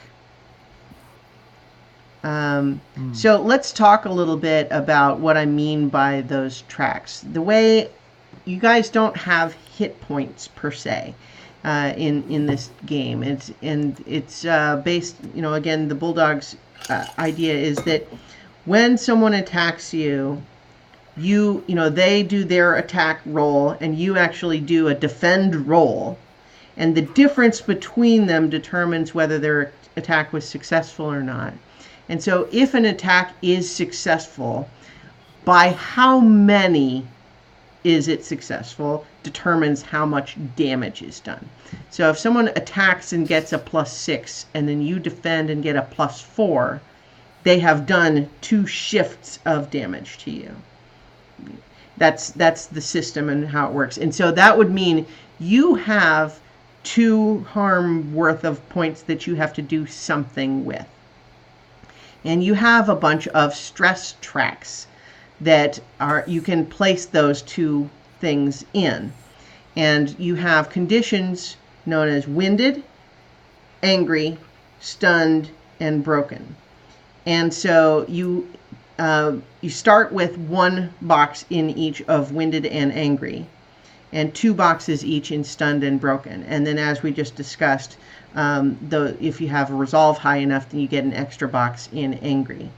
And so what happens is that if you take 1 point of stress and you put it in your winded box, and now you have filled up the winded track because it only has 1 box, that means you are now winded. That means, you would want to role play like, you're breathing hard. It's like, okay, 1 second. That sort of thing. And what that means is there is now an aspect on you of your winded that someone can invoke against you, like in the opposition. If someone's attacking you, they can spend a fate point to invoke your aspect of winded to get a bonus to their attack against you. Or it can be compelled where you're trying to do something, like maybe you're trying to run and jump across, a collapsing bridge, and you're making an attack, an athletics check to do that. But I will say, I think because you're winded, you don't manage to land. You end up hanging by your hands on the far side instead of landing safely. And so that would be accepting a compel on the winded. Now, winded and angry, the way they work is that as soon as you have accepted a compel on it, it goes away, and that stress box is cleared. So that way, if it's a temporary condition. And so that's with winded, and then angry is similar, only generally, you would treat, just role play that differently, right? Is that you're just so fed up and frustrated, that sort of thing, where you could make a mistake or do something impulsive and so on because you're angry. Stunned is a little bit more serious, where you're kind of just a little out of it for whatever reason. And again, that one, it works the same way as winded or angry, but it doesn't go away as fast. So once you accept a compel on it, it will clear, but not until the end of that day's session. As opposed to winded and angry go away as soon as you have accepted the compel on it. Makes sense. And then broken is even more serious, where it can't go away. It can, it stays there and can be invoked over and over, and it stays there until a friend has aided you with an empathy or science, depending on what kind of thing happened to you that made you broken. So they have to make a check, and then you make a check to essentially try to fix the damage of whatever has made you broken. And then once that has been done, it clears at the end of the next session. So that one's much more serious. Then there's also, with these damage, you can add those stress and put those in the stress boxes, or you can take consequences. You can take a mild consequence, which absorbs 2 stress, a moderate consequence, which absorbs 4 stress, and then a severe consequence, which takes 6 stress. And all of this, by the way, is on that cheat sheet that I made for you guys if you didn't see that. And so a mild consequence, any consequence becomes, when you accept a consequence, an opposition gets 1 free invocation on it. So it's like with the winded or angry or whatever, but you don't have to spend a fate point to do it.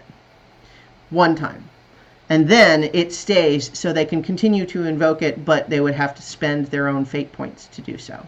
Because just like you guys have fate points, enemies have fate points. So it's the same economy in that way. So a mild one will clear 1 scene. So I'm sorry, I know this is complicated and it gets into the mechanics, so it's easy to have the eyes glazed over. So, but the consequence, like the broken condition, won't go away until it's been healed. And that would have to be done by whatever check makes sense. But you don't name the consequence until you take it. So you name it based on whatever has just happened to you to cause the stress you're absorbing. And so a mild consequence might be like sprained ankle, right? And that's going to be in place during whatever this excitement action is that's happened. And it could be invoked against you or compelled because you are, slowed down because you have this sprained ankle. But then you can heal it by either you make your own +4 science check, or a friend makes a +2, and that then you would rename it wrapped up, bandaged, braced, or something like that. And then it clears 1 scene after being healed. And then moderate and severe work the same way, but require a higher difficulty check, and then it takes longer to go away. And so we'll deal with that as it comes up, but that's the basics of how those work. Now, on the actual character sheet, because we're using a generic fate character sheet, some of the things don't work the same. So I would say ignore that physical and mental one, those tracks. Just ignore those. The additional stress boxes, you should all have the 4 that represent winded, angry, stunned, broken. And the field that says max number should be the maximum number of boxes you have in that track. And so you should all have 1 in winded. In angry, you have either 1 or you have 2 if your resolve was +2 or higher. So I think 2 of you have 1 and 2 of you have 2. And then stun should be 2 and broken is 2. And then Oh, sorry. I've been thinking actually about making about Rick and fighting, and I want to, in order to get the physique at fair, so that I get the extra winded box. I'm going to swap fight and physique. Okay. Because I think that for him, toughing it out would actually be more his style than actually being. He wins fights by both of them getting beat to hell, but he's still standing at the end rather than he's a better fighter. So I'm just going to swap those, and then that'll get a winded of 2 boxes. So if your physique is +2, which as you've just changed, then you get 2 boxes in winded. Yeah. That's how that works. And so that's and so that is your stress tracks. And we'll play with those more as we actually do things and you take stress, for example. And one of the things that's interesting about this game too, that it has a mechanic for that D&D really doesn't, is emotional and psychological stress. And so, for example, you could have a situation where someone attacks you by just being really insulting, and you would defend with resolve. But in that case, like if you took stress for that, you would want to, and you took a consequence for taking that sort of mental stress, you probably wouldn't sprain an ankle because someone was really mean to you. But what you might have is blushing bright red. Like you're obviously really embarrassed, and that is something that like people could see about you and make fun of or something like that. And so that might be the example of a consequence that you could take when it's really just psychological stress. And again, I think in some ways we sort of role play, like mechanically there's no reason you couldn't put stress from an insult in winded, but we would ideally want to try to role play why would that make you winded, or what does it mean in that context. But I like that the game does have that ability to have mechanically someone is so mean that they made you cry. Yeah. And in fact, the way Fate is built, you can even, win a fight and take someone out by having an argument with them. Yeah. And it's kind of adds sophistication to the mechanic of intimidating someone, for example. Yes. Because intimidation as a skill in D&D, I've always thought is a little bit wonky. Because it doesn't have an obvious defense for it. Like, what is it that makes sense in terms of resisting someone intimidating you? Like, and it makes it so that like, what does it even mean if one player character is trying to intimidate another player character? Like, what are you rolling against? What's the target? Like, there's no obvious mechanic for that. And obviously you can work with it. You can just make a wisdom roll or something like that, so like it can be done, but this one has it just much more explicit. The way that you defend against a provoke attack, because provoke is the skill in question there, is you roll resolve to defend. All right, so I think that covers the skills in terms of the broad ideas there, and then we talked a little bit about stress and conditions and consequences. So let's talk briefly about species abilities and stunts. Abilities and stunts are similar in some respects in this game, in the sense that it's just something special about your character that you can do that lets you use the rules a little bit differently than you normally would. So, for example, maybe instead of we just have everybody kind of go through what are the species abilities you have and what are the stunts you have. And the number of these things you have affect your refresh rate, which is how many fate points you start with.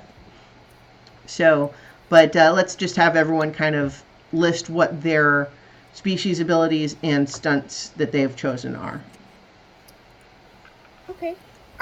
So I, as a Mort Bear, have no natural weapons. Our nails and teeth are blunt. I have a thick layer of fur as a cushion to every kick or punch.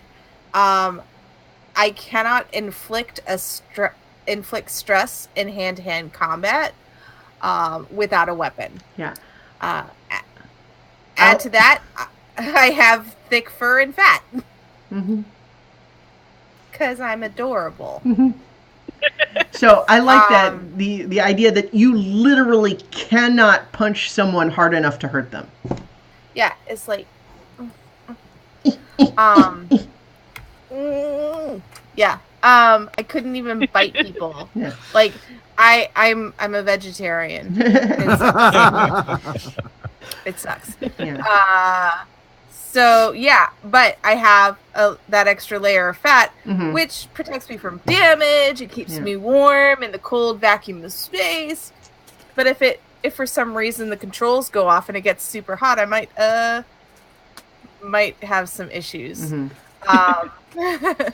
As far as my stunts go, I took the Skeptics Ear, which is basically I can smell a liar whenever they say a lie, Mm-hmm. because I lie a lot. And then Subtle Menace, again, playing on the fact that I'm mean, is I exude menace far in excess of my capability to act. Very in character. Even if I were bound and behind prison bars, I am so rife with the promise of awful things that I could do, that I'm still scary. Right. So, for example, you chose a provoke skill of +2, but anytime you're trying to use that to essentially, promise someone that you're going to do something horrible to someone in order to, be scary to them, when you use provoke for that purpose, you get an additional +2, which is fun. All I had to do is smile at him. Let's go ahead and talk about gear too, just while we're at it. And so one of the things that the thick fur and fat gives you, the way that works mechanically, is that it's like you have light armor, mechanically. Right. And so your light armor has an aspect to it, which you can invoke, just like if you are rolling to defend against an attack, you can choose to spend a fate point to invoke that your thick fur and fat is going to give you a +2 to your defense roll, for example. Right. But you also have an extra mild consequence that you can take. Mm-hmm. So you could take 4 stress worth of mild consequences, whereas if someone else, had more than 2, they would need to go to a moderate one. Right. And then the gear you picked? So I picked a light blaster weapon. It has an aspect of just my size. which basically means it's made for me, and nobody else can use it because nobody's paws are as small as mine. Nice. And again, the aspect, just my size, you can invoke or have it be compelled just like any other. Right. Yeah. So I couldn't like toss it to somebody who is weaponless, you know, and that would be a compel. Yeah. And then my other piece of gear is a multi-species med kit with an aspect of just the right tool. So once per session, I could re-roll or add a +2 to a science check. Right. And that would probably be for in-field healing because my compatriots are dumb. Yeah, and just kidding. I love you guys. All right, so just in character, I swear. Sure. Okay, so Lee, let's talk about Shem's stunts, species abilities, and gear. Okay, so for Shem, she has, in complete opposite to Patches, she does have claws and fangs. And I used extra refresh to enhance those to medium grade. So her claws and fangs are very, very sharp. So they count as a medium weapon. She also has electromagnetic vulnerability because of her fur. So she tends to pick up static. And that actually played into her backstory of blowing up the shuttle because the static after the flight that had collected just it went off when she, yes, I passed! Boom! Yeah. So on that note, with the claws and fangs, you actually get to add an aspect for those. An aspect that can be invoked or compelled related to your claws and fangs. So, for example, you could invoke your claws and fangs aspect to, to gain advantage on an attack. But also, being a medium weapon, what that means is if you were attacking someone and they wanted to absorb that stress, they cannot put the stress in a mild consequence. It would have to be moderate or higher. Yep. And I also gave her environmental immunity because of her fur. She's immune to cold and frigid climates. Great. For stunts, I gave her defensive flying, which basically I'm good at keeping my vehicle in one piece. And it gives me +2 to pilot. Whatever. So if I use that stunt, then I get +6. And then for secondary, I went with my engineering and went with Grease Monkey. If it's a vehicle of any sort, you get it intuitively and completely. And how I figure this works with the Tiger Shark is that I know how to fly it. And I know how to shoot the guns, but everything else on there can be a little squiffy. I like that word. Yeah, so the stunt describes that you get the +2 to engineering when discovering something about a vehicle, right? And so the way that works is that to use that stunt is not just getting you +2 to any time you want to do an engineering roll on the ship. This would be a roll to figure out how something works. But what that can mean is that you discover something that we will assign as a new aspect to the ship that can then be invoked by anyone because it's a permanent aspect of the ship. So you could, for example, roll to discover, get a +2 to your roll with engineering to learn how something works, and then we discover, just reverse the polarity flow or whatever, and we can have it be a new aspect, and now that's an aspect that can be invoked by anyone. Just as long as we don't cross the streams. Yeah. No crossing the streams. No crossing the streams. It would be bad. So you have also given yourself some light armor and a light weapon, right? Yep. So again, each of those gets an aspect too, right? So you can have, you want to keep track of all these aspects, because if you're really looking to get as many bonuses as you can on a certain roll, you want to be able to invoke as many aspects as possible. And so your armor and your claws, the blaster, or Illudium PU-18 disruptor light weapon, and the light armor all get an aspect. Okay. I'll have to think of what it was. Right. Just make sure you can you add like a row for it in the aspects section, and you can think about what you would want it to be. Yeah. And I also added, and you'll have to tell me if I need to spend some refresh to get this, a leather collar with a tag reading, "If found space, return body and possessions to Maximum Apogee Spaceflight Academy. Reward will be not being held accountable for body's debts if the body is found in your possession." I love that. So definitely no refresh needed for that. And that actually just brings to mind another thing that we'll have just as a general idea when we talk about gear.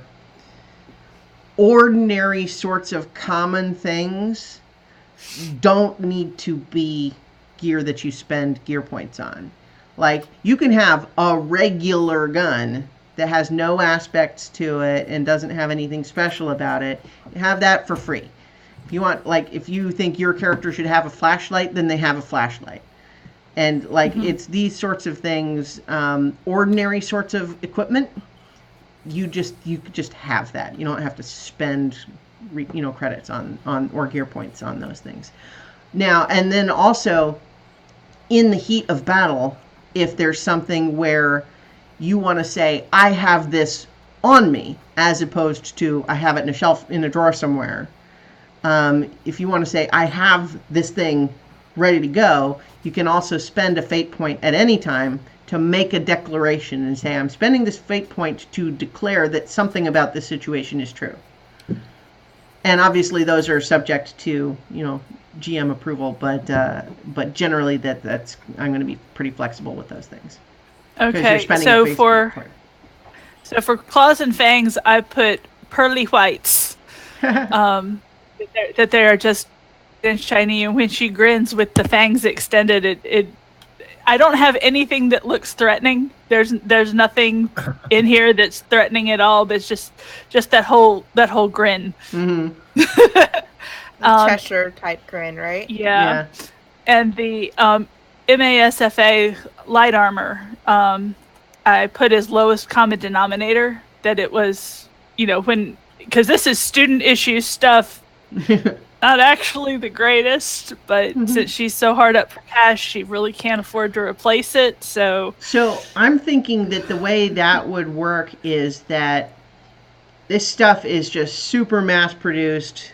Like, what I'm thinking is it's a pretty good design, if not overly fancy, but it's also an armor type that everyone is so familiar with that people might know its weaknesses. Yeah. Right? Yeah. But it is the fur-friendly version. Sure. Mm-hmm. Yeah. Yes. All right. So, how about Rick for species abilities, stunts, and gear? Rick's species abilities is there's always a familiar face. Humans are everywhere. No matter where he goes, he can find another human. And he gets a +1 on social skill rolls when communicating with another human. Because I think in this setting, the humans are really, proactively, Earth government is trying to have humans integrate into all levels of galactic society. And so there's really a lot of encouragement for people to go out and become part of galactic society. And so there's humans all over the place. But also, which is why the human empire has done nothing to get to get Rick out of this jam that he's found himself Yes, in. exactly. Yeah, They there's are a lot entirely of happy with him there. go and be free, my little dandelions. And but also, it's why I think the flavor for the bonus that you get to social skill rolls with other humans is other humans of going like, oh, thank God. Another human. Like, this is all very exciting, but sometimes I just want someone who, like understands what it's like to have your bones inside your body. Yeah. Oh, to have bones. Yeah. So that's his extra. His stunts are 5-minute friends. You are a naturally friendly person, seem to find friends quickly, even if you've never visited a place before. So I can basically spend a fate point to make someone that I've just met a friendly figure. Mm-hmm. And I also have Merchant Prince. You know how to ferret out a good deal and get the goods when you need to order, make a trade. So he gets a bonus when finding things that he can sell elsewhere, and then when selling them when he gets there. Great. And his gear, I spent a lot of points on gear. He's got a 43 caliber Gleebass Nork, which is basically a big old revolver, only it's made by aliens, so it doesn't look like one. But and it's a medium weapon, and its aspect is gall darn those are big bullets. I'm envisioning the big cartoon revolver that Eddie has in Who Framed Roger Rabbit. Yeah, Yes. that and the obscure movie R.I.P. Okay. Is it R.I.P. or R.I.P.D.? I know the R.I.P.D. R.I.P.D. That's Yeah, it. okay. R.I.P.D. I was thinking Hellboy's gun. Yeah. I mean, just and the big old gun Mm-hmm. that and does it's he probably fit a in? little bigger than his stature could really comfortably fire. Yeah. But he only rarely. I mean, I don't think he's ever pulled the trigger in anger. Mostly, it's big because it's useful for convincing people to see things your way. Yeah. So I think that's a great aspect for a weapon in this context because it simultaneously is one that's easy to imagine. If you want to just suggest to someone, maybe you want to pay attention to what I'm saying because I got this big gun. Or also, by contrast, I want it to do extra damage when I'm firing, just for a attack roll. But also, it's one where I can potentially compel it by you make your attack, but the recoil knocks you on your butt, and so now you're on your butt. Exactly. Mm-hmm. His armor is the glob suit. I'm imagining this kind of semi-living plastic goop that just adheres to his body all over. Can I be your glob suit? I'm wondering if maybe it's something that the ship got after digesting some of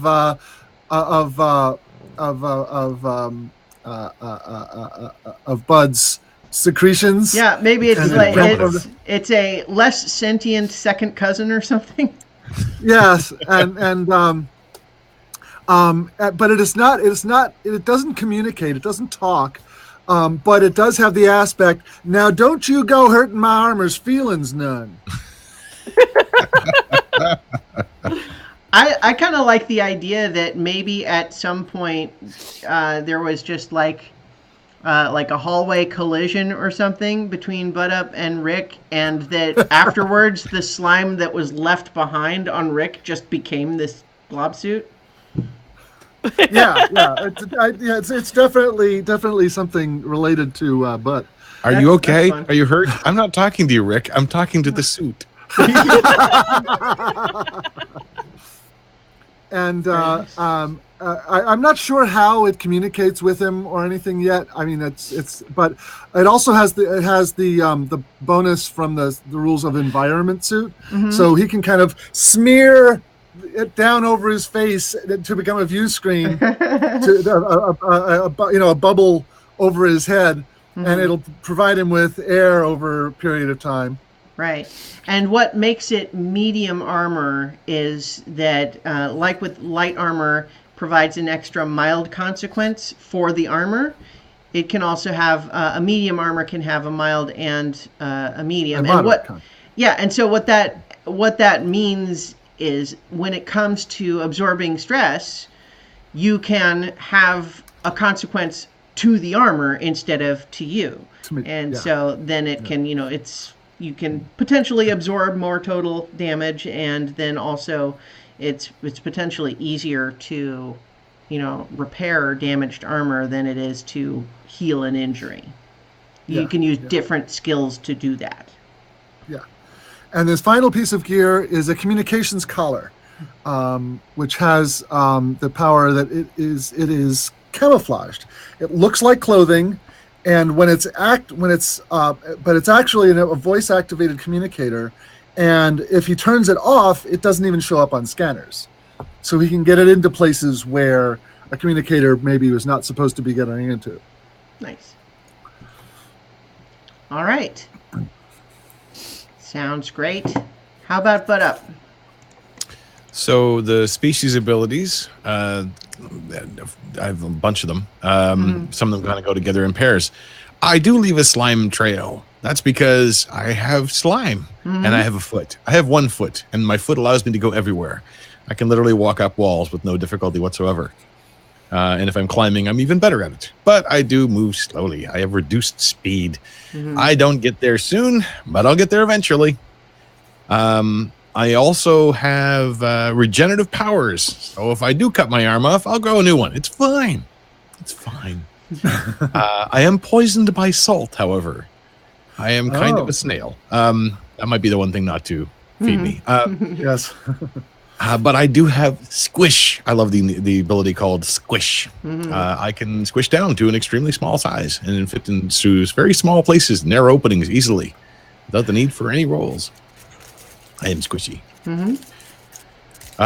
For stunts, I took 1 standard stunt. I took jury rigger. You can make the best of makeshift materials. When you lack the proper tools and materials, you can still effect to build a temporary machinery or systems.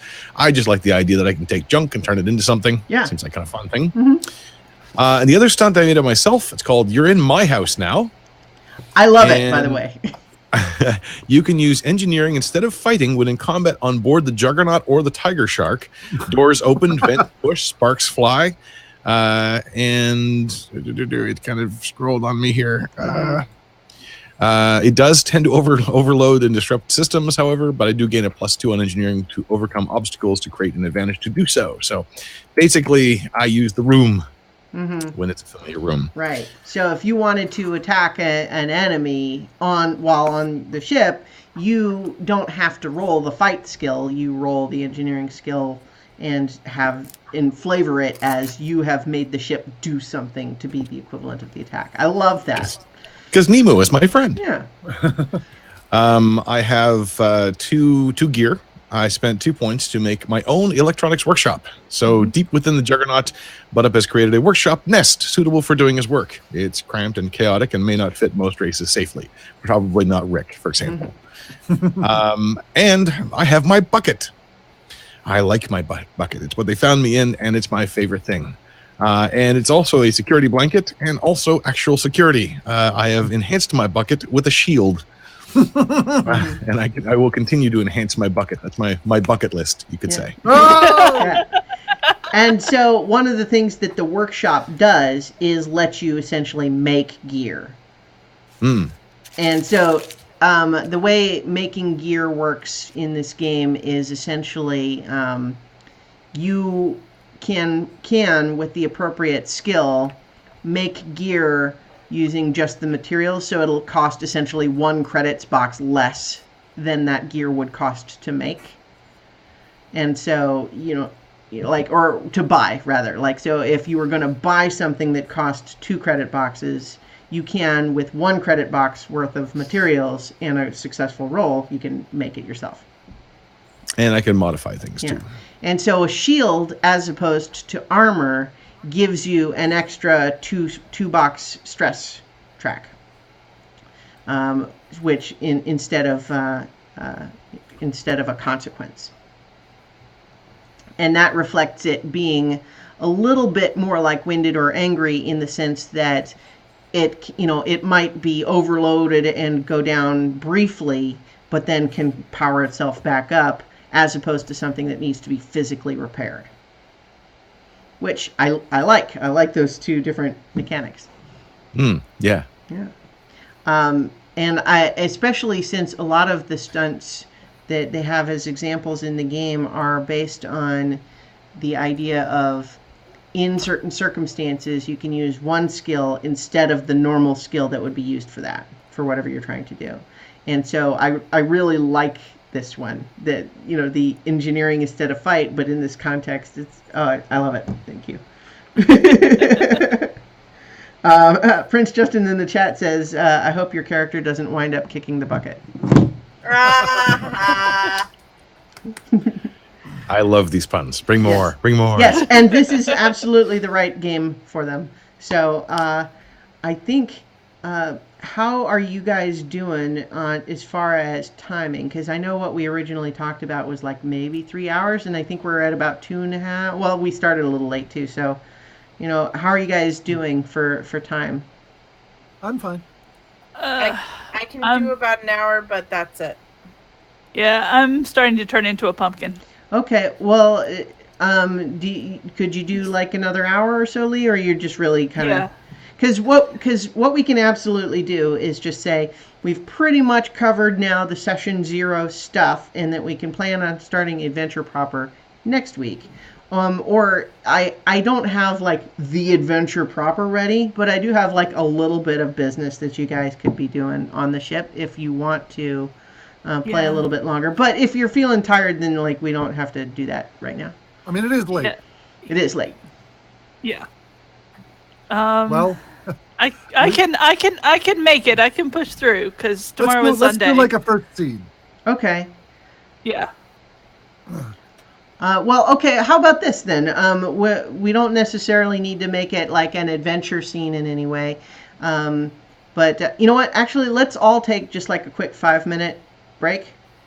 Okay. So we'll keep the stream going, but like, everyone can kind of just do what they need as far as a quick break. And then we'll do some shipboard business stuff for no more than an hour.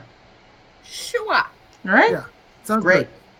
And thanks everyone who's watching in the chat. I hope that this session 0 stuff is fun, and that I think I'm very excited about a lot of the stuff we're building in terms of being fun to have, some adventures with these characters. Be right back. Yay. So I guess I'm staying here, which is fine. This is what I do. I make things interesting. So if you're just joining the chat, or joining us, we have just finished our session 0. And we are gonna do a quick initial gameplay of Bulldogs, which is a Fate Core system. Fate Core uses D6 dice, but they have 2 plus symbols, 2 blanks, and 2 minus symbols. It's a pretty interesting mechanic. And I think it's kind of cool. And during this campaign, I will be making a dress, as opposed to the Extra Life campaign where I was making a bunch of drawstring bags for Christmas. So, there's that. You can also watch that progress. I don't know.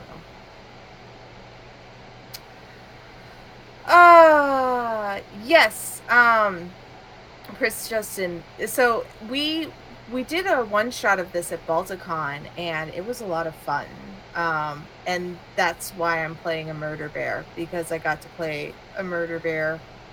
They're called Ursine or something like that. Ursamites in the Bulldogs book. And so I basically just took a whole bunch of stuff from there, because I like the idea of a Care Bear that's Grumpy Bear but on steroids. Right, Mark? Thumbs up. Okie dokie. Indeed. Indubitably. I haven't seen you since the Extra Life campaign. How are you? Oh, surviving. Almost on vacation, so I have to do the real world thing soon. Mm. I mean, as much as the real world actually is my job, I suppose. Mm-hmm. Yeah, I got that too. So have you made a closet full of things since then? Because you made, the last one, you made 6 bags, I believe, during the last session. I made 6 bags, and then I made a couple of scarves. I made a hat, and my crochet project as of now is... Oh, there you are. Pardon me. Excuse me. Excuse me while I go and do a thing. Let go. So now I am working on a blanket. Ah, cool. It's pretty. My mom used to make a bunch of those. I've got one somewhere. Yeah, Denise Lehman chose the color scheme. It kind of looks like, it's called honey glaze, but it looks like candy corn. Ah, okay. More candy corn than donut then. Yeah, but right now I'm working on garb for an SCA event in at the end of January. Ah. So that's what all this is. And normally I would use a sewing machine, but that's kind of too noisy for a podcast. And you'd see my screen going like this. Your discretion is appreciated. It's just a murder bear taking it out on some equipment in the corner. Oh yeah, absolutely. So I'm just gonna pin the hell out of this and then save all the hand stitching for when I'm on the stream or something. I don't know. How about you, Nobilis? What are you up to? Well, let's see. The podcast is going through its annual, okay, what are we going to improve about it this year? This Kaiju Life? Well, there's This Kaiju Life, but also the Erotica podcast. I've got a brand new sponsor. Oh, cool. And that's doing well. But This Kaiju Life is ticking along. I'm trying to figure out. I mean, I've already done the thing of making a promo and getting people to play it and stuff. But I'm still trying to figure out like who actually wants to listen to this. How do I find out where they are? Right. So I don't know. Just do a daily podcast, then you never think about who's actually listening because you're just overwhelming the world anyway. Yeah. Content. Everything. Content. Christiana knows nothing about that. What? Daily 5 minutes. content? 5 minutes is nothing.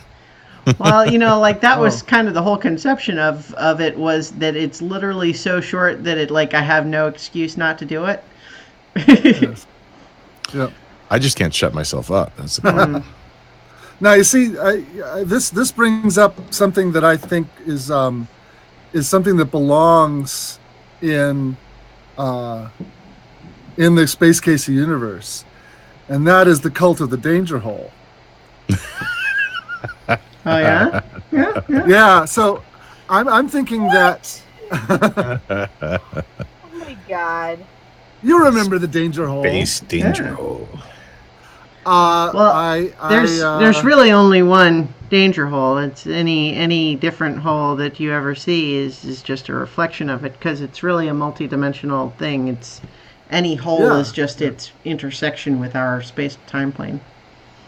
Right. So I figure that one of the groups of people that Rick had briefly passed through was a group of Danger Hole cultists out in space sure. somewhere. So you briefly passed by a bunch of a-holes? They're not nice people. I like to give everybody the benefit of the doubt, but after a while, you just have to admit, they're just not nice people. And, chucking stuff into black holes because God told you to, not exactly. It's fine when it's garbage and bits of this and that and the other, but when it starts being in, you know, a spaceship that you welded shut and there's all kinds of people and stuff in there, no, I'm sorry, that I can't stand for that. Nope. Nope, can do. So. Well, don't blame the hole. The hole's got to do what a hole's got to do. Or a hole's got to do what a hole. So, what I'm thinking as far as what we can maybe do here is that we can play around a little bit with having like an actual scene, but making it really still more about world building, because in the sense that the Juggernaut is this enormous ship, right? And it's got so much stuff in it. But so let's start building out by having a scene some of the locations in the ship, right? So, for example, when you guys are off duty, where do you hang out? Do you hang out as a group? Do you all go to your own separate places? What do you do on your off time? Well, you know, the thing about the ship is that the thing there's always more of is space. Mm-hmm. Right. There's always more of it. And so I figure that there's a spot on one of the decks where Rick is in the process of building a farm. There you go. It's about 20 acres altogether. I'm still working out how to get dirt in there. Mm-hmm. But I got the barn. Well, here's something to toss out, because I had definitely envisioned that there was a large hydroponics bay. Oh, no, yeah, there's a hydroponics bay. I get that's where the food comes from, but it ain't a farm, all right? So you literally want like a dirt farm. A dirt farm, tractor, barn, maybe a cow. Nice. A cow. That's a four-legged animal. When the boys got the horns, the girls got the udders. So like a taurine. I don't see any reason why not. And a farm, right? You know, just like home. So that's kind of his hobby. All right. Is you know, he's working on that when he's not got some other duty to perform, because he's the kind of guy who, like, the idea that when you joined up they gave you an hour off every day. Woohoo! I only have to work 13 hours today. I'm a happy man. Because on the farm, you're working from the hour you get up until you go to bed. Yeah. So how's the farm coming? Like, how's it coming along? How? Oh, he's well. I mean, like I said, he still hasn't figured out how to get what basically amounts to a cubic acre of dirt into the place. Mm-hmm.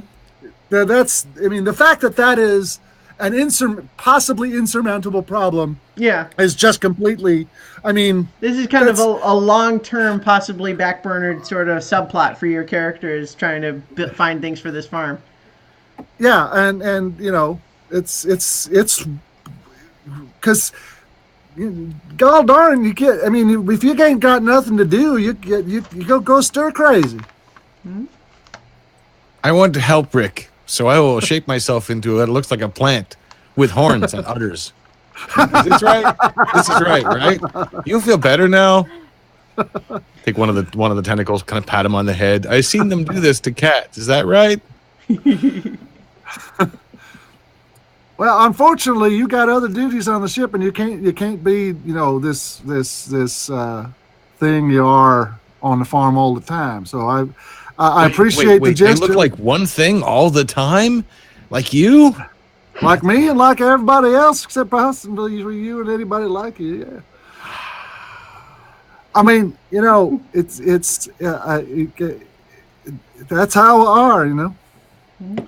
So have you got like some huge open space that was maybe a cargo bay or something like that? Cargo bay, hangar bay.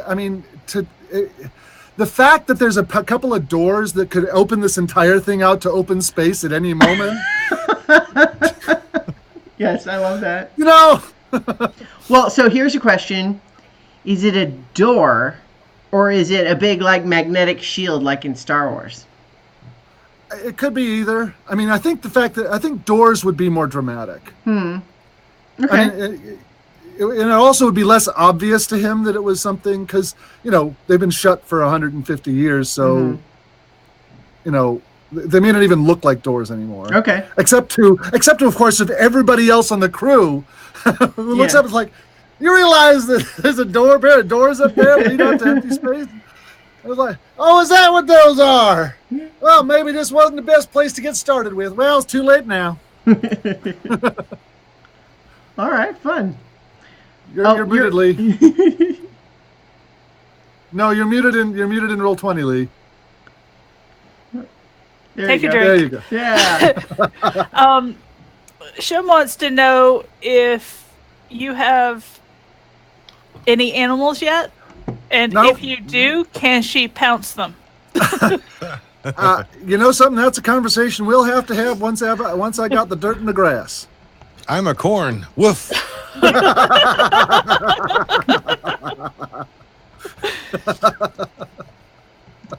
Very nice. Oh god. Okay.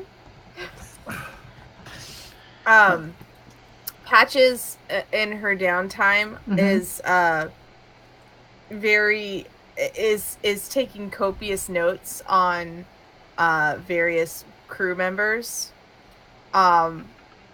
trying to unravel their behavior. Okay. But when anybody asks her, she says she's writing a book, like a novel.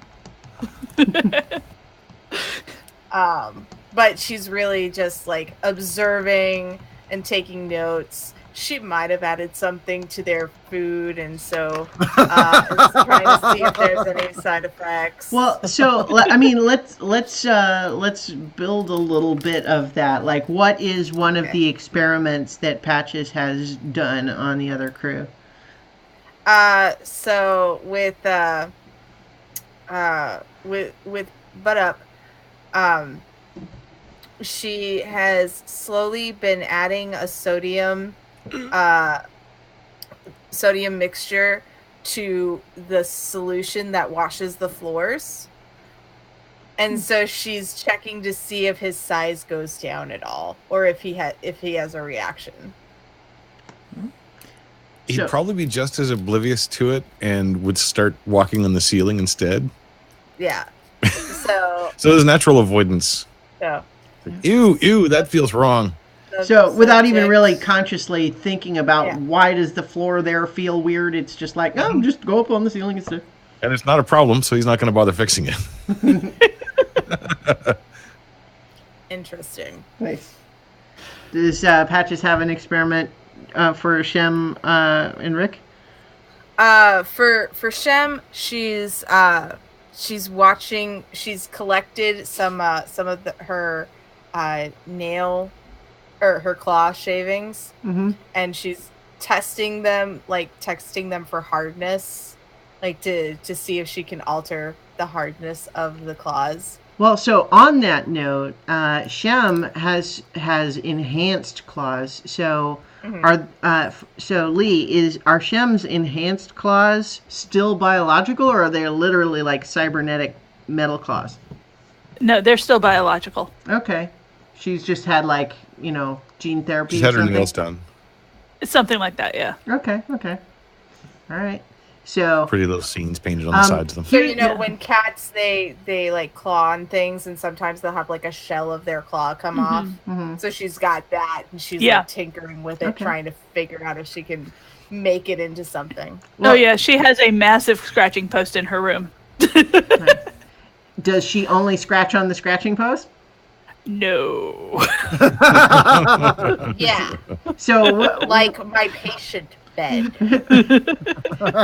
So maybe Shem just has kind of a habit of just idly scratching stuff just kind of wherever she is in the moment. Yeah. Well, I mean, if we're talking about like more cat than cat, she probably has like picked out specific things that she likes to scratch on that feel right. some of which are wildly inappropriate, like control consoles and bulkheads that lead to dangerous chemicals. Like there's definitely scratch marks on like the pilot's chair, which is hers, and the sides of the console, the navigation console. Because I'm thinking that it's not going to be just. It's more going to be the Juggernaut is going to be okay, this is where I want you to go, and it's more controlled by the computers, whereas the Tiger Shark is more actual hands-on piloting and flying. Well, there's a matter of the Juggernaut is like, all right, I want you to turn 5 degrees to the left and 1 degree north. Start that, go get a cup of coffee, have a sandwich, come back. Fly by the seat of your spreadsheet. Yeah. So there's definitely certain places that she considers hers that are definitely a lot more scratched up than most. This discussion has raised a question for both Patches and Shem. Do you shed? Yes.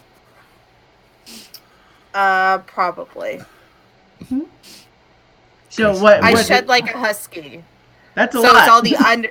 So when it's hot, I've got this like undercoat that comes out, and then my just like comes out in big tufts and stuff. Comes out like big tufts, and but when it's colder, it fluffs up. Very nice. I now need one of those hats with the bear ears. So about once every week, I have to go in for a bit of a cleaning. Then, Yes. probably a lot more. Look, I've got a mustache. No, it's more along the lines of, oh, Shim was startled. I've got a fur coat now. Yeah, I would imagine that Butt Up probably does just slowly dissolve any of the fur that kind of sticks in there. Or no? What do you think? I think that if it gets underneath his surface, yes, but otherwise he just sort of like he'll have a mustache one day or a beard or long. He'll actually start styling it once in a while. And I think Patches would have created like a Butt Up cleaning spot, which would just be like a filter. Like like a college sieve. Yeah, he occasionally gets a big sieve and just kind of a oozes giant, down through it, and all the sieve. stuff gets, all the solid bits get left behind. Yes. And then I experiment on them. It's fun. Every once in a while, I forget I'm holding on to something that says blank, blank, blank. Oh, oops, communicator's still on. Leave that behind. So yeah, and I haven't figured out how to experiment on Rick yet. Okay. Still trying to decide what are the appropriate tests to do. Yes. Okay. Yeah. If I had, I've got a fur face, so I'm stroking my fur. Stroking your whiskers. Yes. Although that's more Shim's line. Stroking the underside of my snout. Yes. Right. So do you think even after I think we said Rick had been on the ship for about 6 months? How long has everybody been on the ship? 3 years. Time? I'd say between 2 and 3 years. Okay. Rick is fairly recent as these things go, but long enough that we've all got like established routines. Mm-hmm. Sure. Yeah. And I know what Shim likes to do is explore into the unmapped, uncharted wilderness. Okay, so in her downtime, Shem likes to go like urban exploring. Only, yeah. All right. Nice. Yeah. Who knows what kind of shiny things she might find. Okay. Well, I was thinking about this the other day about the fact that the ship is so big that we often use the Tiger Shark just to get from one part of the ship to another. Yeah. Because it's easier to just, get in that, fly over there, Well, so here's the question. I definitely think that's probably something you do sometimes, especially, since we have the Star Wars trope of ships flying around inside the superstructure of other ships. Like, that's a thing, right? So I would definitely think you do that sometimes. But are there also, like, little tramways or subways or pods or even trains? Well, I don't think in the Space Casey universe we've had how to use them. teleporters. I think teleporters are not off limits, but are not common, at least. I think there's probably like 3 different systems that were built by 3 previous owners, none of which particularly interact well with each other. They don't They don't all go to like the common stops. Yeah. So in order to get, we have to go to Sector 42. Okay, that's going to mean taking the Tiger Shark over to airlock 12B, taking the gravway down to deck 12, and then hopping on the tram to take us around to the sector we need to go to. Isn't it faster if you take the moving stairwell over by Section 5? I mean, yes, if it's working. But remember, last time we tried that, it was wrong. It was out of order. But the maglev runs from deck 36 to deck 26B, and then you just have to go up. Right, but if you do that way. If you do that right when one of the diplomatic convention panels is getting out, they all take the maglev between stops 28 and 30, and you just slows everything down if you're going that way. Exactly. I've got to make a slime way this much faster. And there's even like these huge passageways through it that the ship can fly through that have been, places where energy would flow through, or liquids, or granulated planets, or what have you. None of which are actually in use anymore, but you never know when something might activate, and suddenly the nice, convenient tunnel that you were taking suddenly becomes a death trap. And I use granulated planets because it's shown in like 2 different things I've been doing lately. Wow. I love that, but in another way, isn't that just dust or dirt? Like gravel. Pea gravel. Granulated planets sound so much more epic. Collect enough of it, and you might have your 1 cubic meter. Yeah. Yes. Fun. Okay, so what is one of the weirder places that Shem has found on one of her spelunking expeditions recently? I think that she has found signs of an ancient civilization of lizard people. So no actual contact with any individuals, but just signs that indicate that there might actually be these living lizard people in the ship somewhere? Yeah, she's found arrowheads, paintings on the wall, pictograms. Cave drawings. Pictograms. But all of that kind of stuff with what looked like rudimentary maps to different areas of another sub-level that she hasn't gotten to yet. Great. That's fun. So when you guys are hanging out with each other, where do you do that? Like, if you were all going to have a group conversation or a meeting or something, where would you do that? I would probably say the med bay. I was thinking of the canteen. Yeah, like see that it have to be something with food, because as far as Rick is concerned, that's the ultimate like bonding place. Is one of the ideas. What about food is.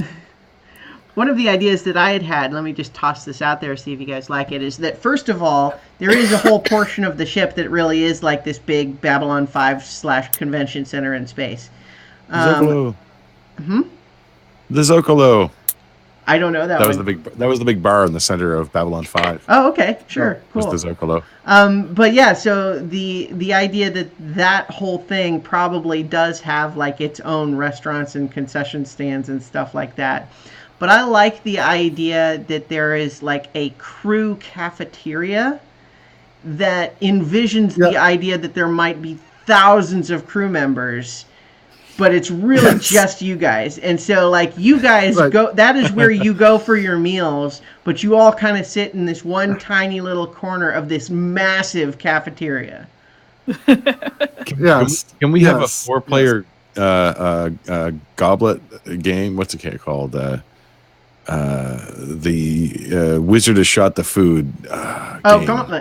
Gauntlet. We have a 4-player Gauntlet game that Butt Up tends to play by himself, all 4 characters. do we want it to be like literally Gauntlet, or you're just thinking like a video game of arcade game? It's an Earth artifact that was shipped to us, and he's super excited about playing it. Okay. Doesn't have an understanding of how it's played, but just sort of glumps over the top of it and plays all 4 characters.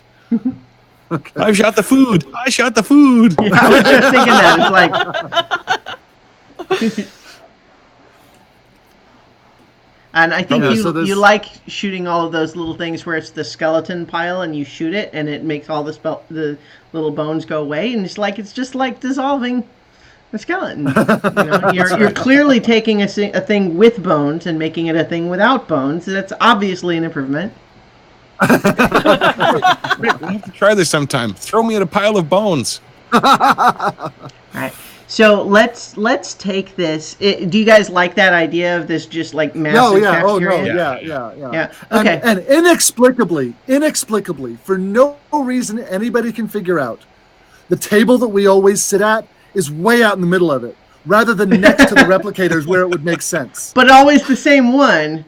Always the same exact one. There's some trash and stuff, and each picked out because there's like thousands of chairs in here built for thousands of different races. We've picked the ones that we're most comfortable with and kind of dragged them over, but it's all right here. And there's and because that's the only part that needs to be lit, it's mostly dark, but there's one light streaming down from on top that just lights up that one table.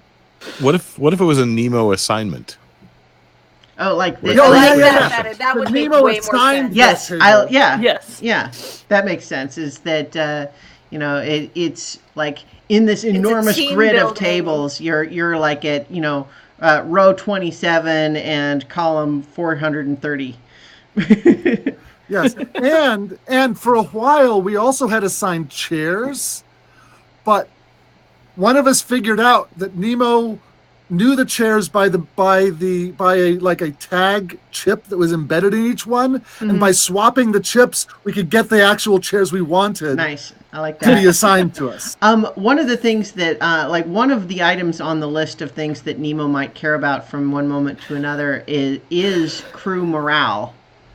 And so it could also have been that occasionally you guys managed to catch Nemo just at the right time and get a promise for something that is, there's no reason to change it later, but you get agreement occasionally on, Nemo is always my friend. He doesn't mind.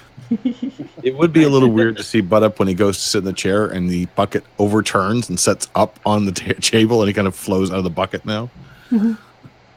Inverted. Very nice. So Patch is sitting in a chair 2 sizes too big for her. let's really go granular with some of the detail in this room. It's like, what is the color scheme like? What do the walls look like? What does the floor look like? Is it cafeteria, like elementary school cafeteria style tables, or what do they look like? I want to say that it's pink. Pink walls with really, really bad modern art on them. It's like a 50s cafeteria that was built to cheer up a crew of 4,000. There's 4 of us. And all the chairs are orange. Oh, and there's music that plays. It's a loop of like 50 style da da da da da da da da da da. And because of all the different races that are supposed to be, commingling here, there's tables of all different shapes and sizes, but they're laid out in this grid, and they're like bolted to the deck. So it's actually kind of more like getting to the table is a little more like walking through a surreal forest with little mushrooms and big trees Yeah. than it is a cafeteria where everything's uniform. Mm-hmm, mm-hmm.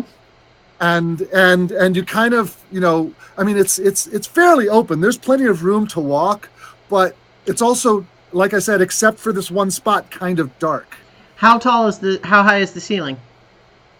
Oh, 100 feet. I No, mean, not that big. I would say like 20 feet, and maybe in one or two areas it goes up. Like you've got a 50-foot range and a 100-foot range, but the middle is like really short.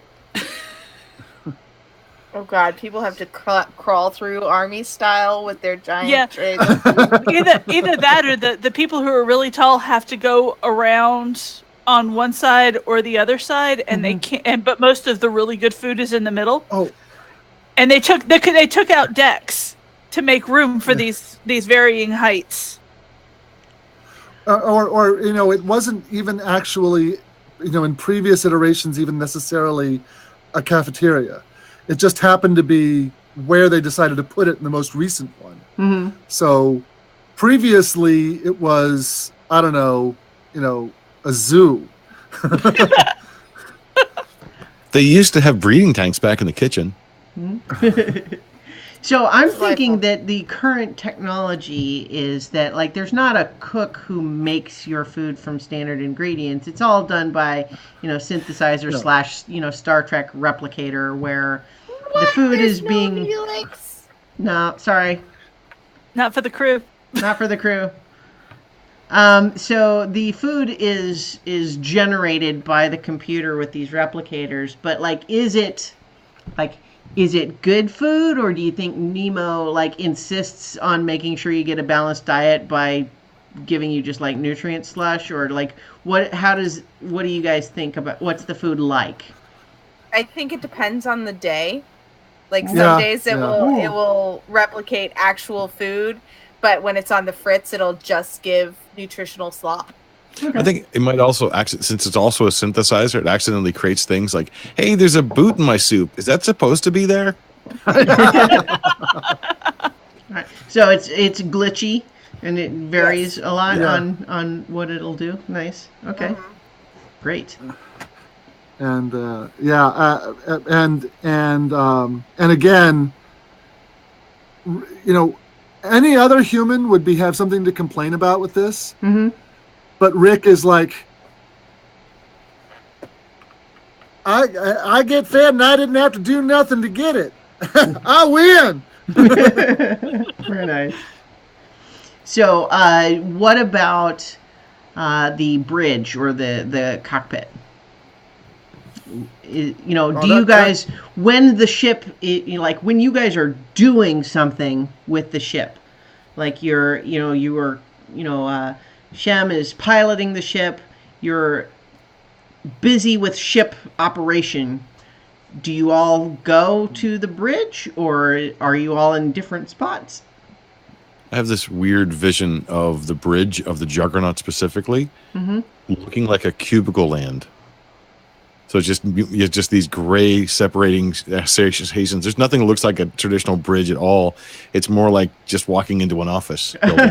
It's just cute. I would think that Shem would be the only one who would actually go up there, because nobody else is maybe but up with scanning the surface, but for one thing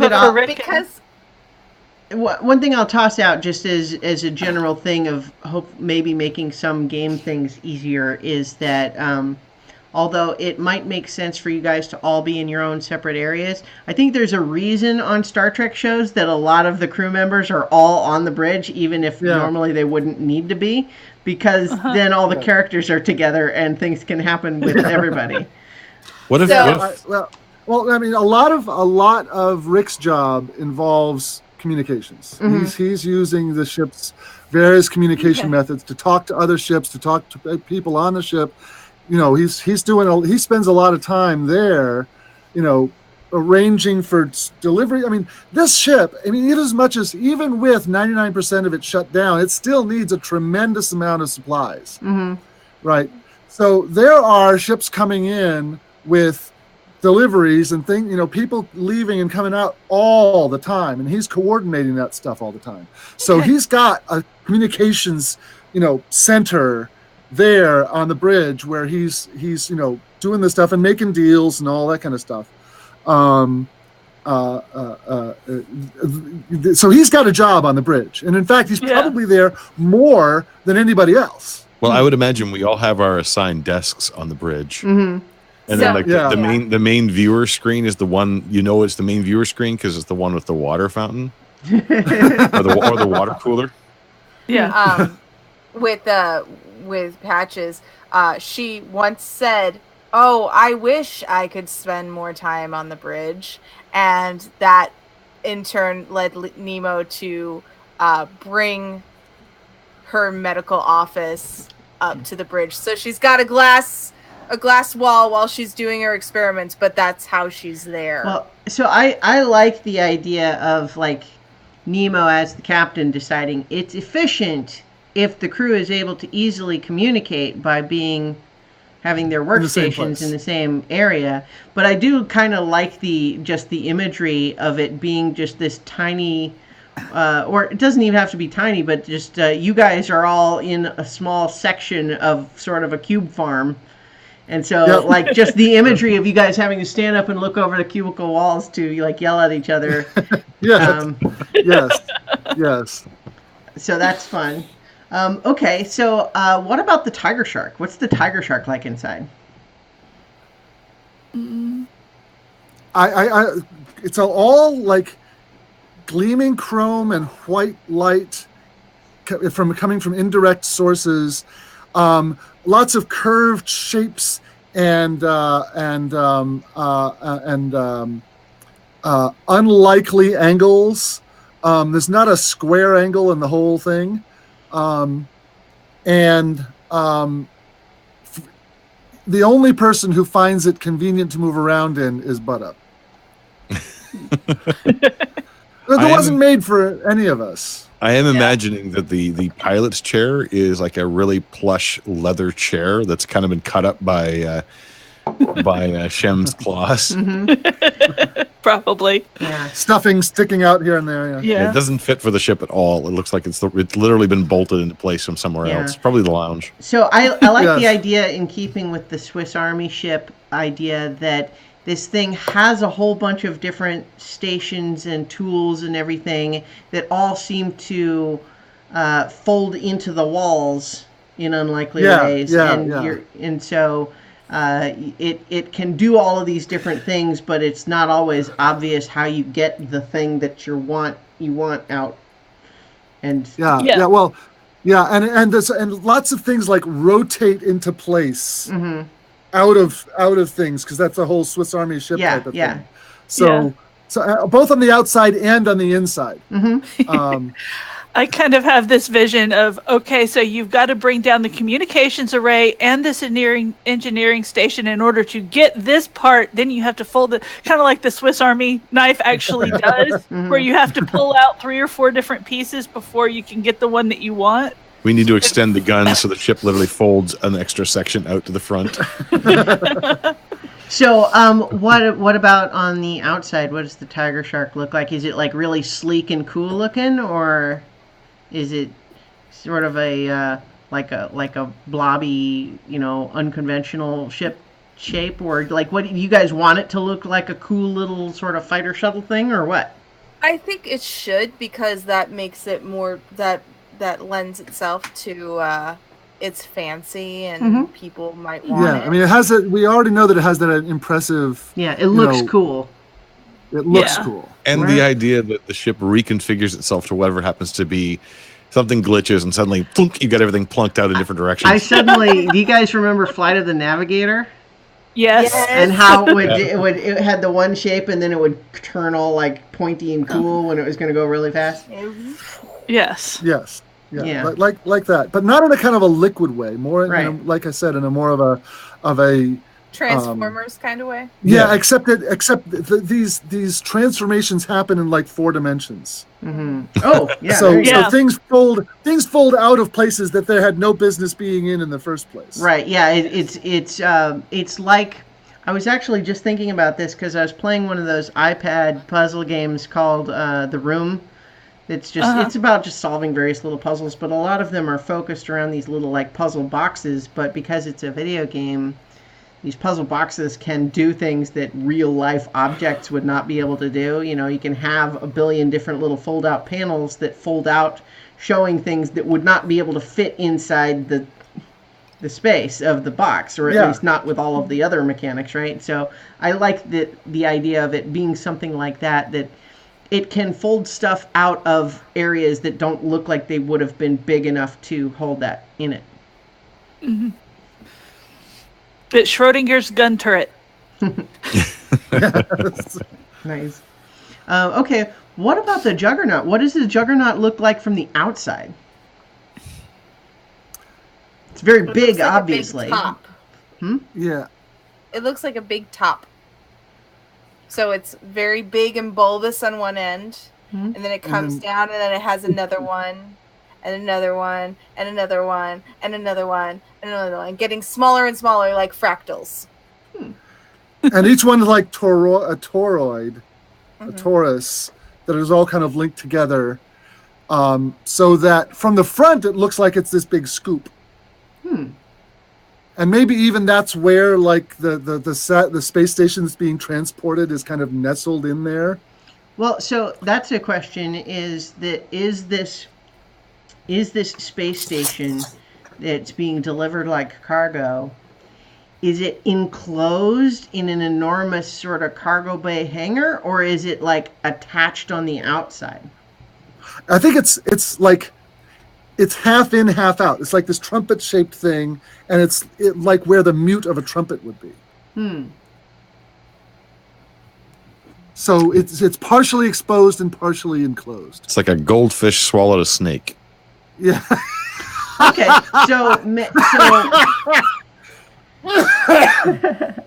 okay, so are we?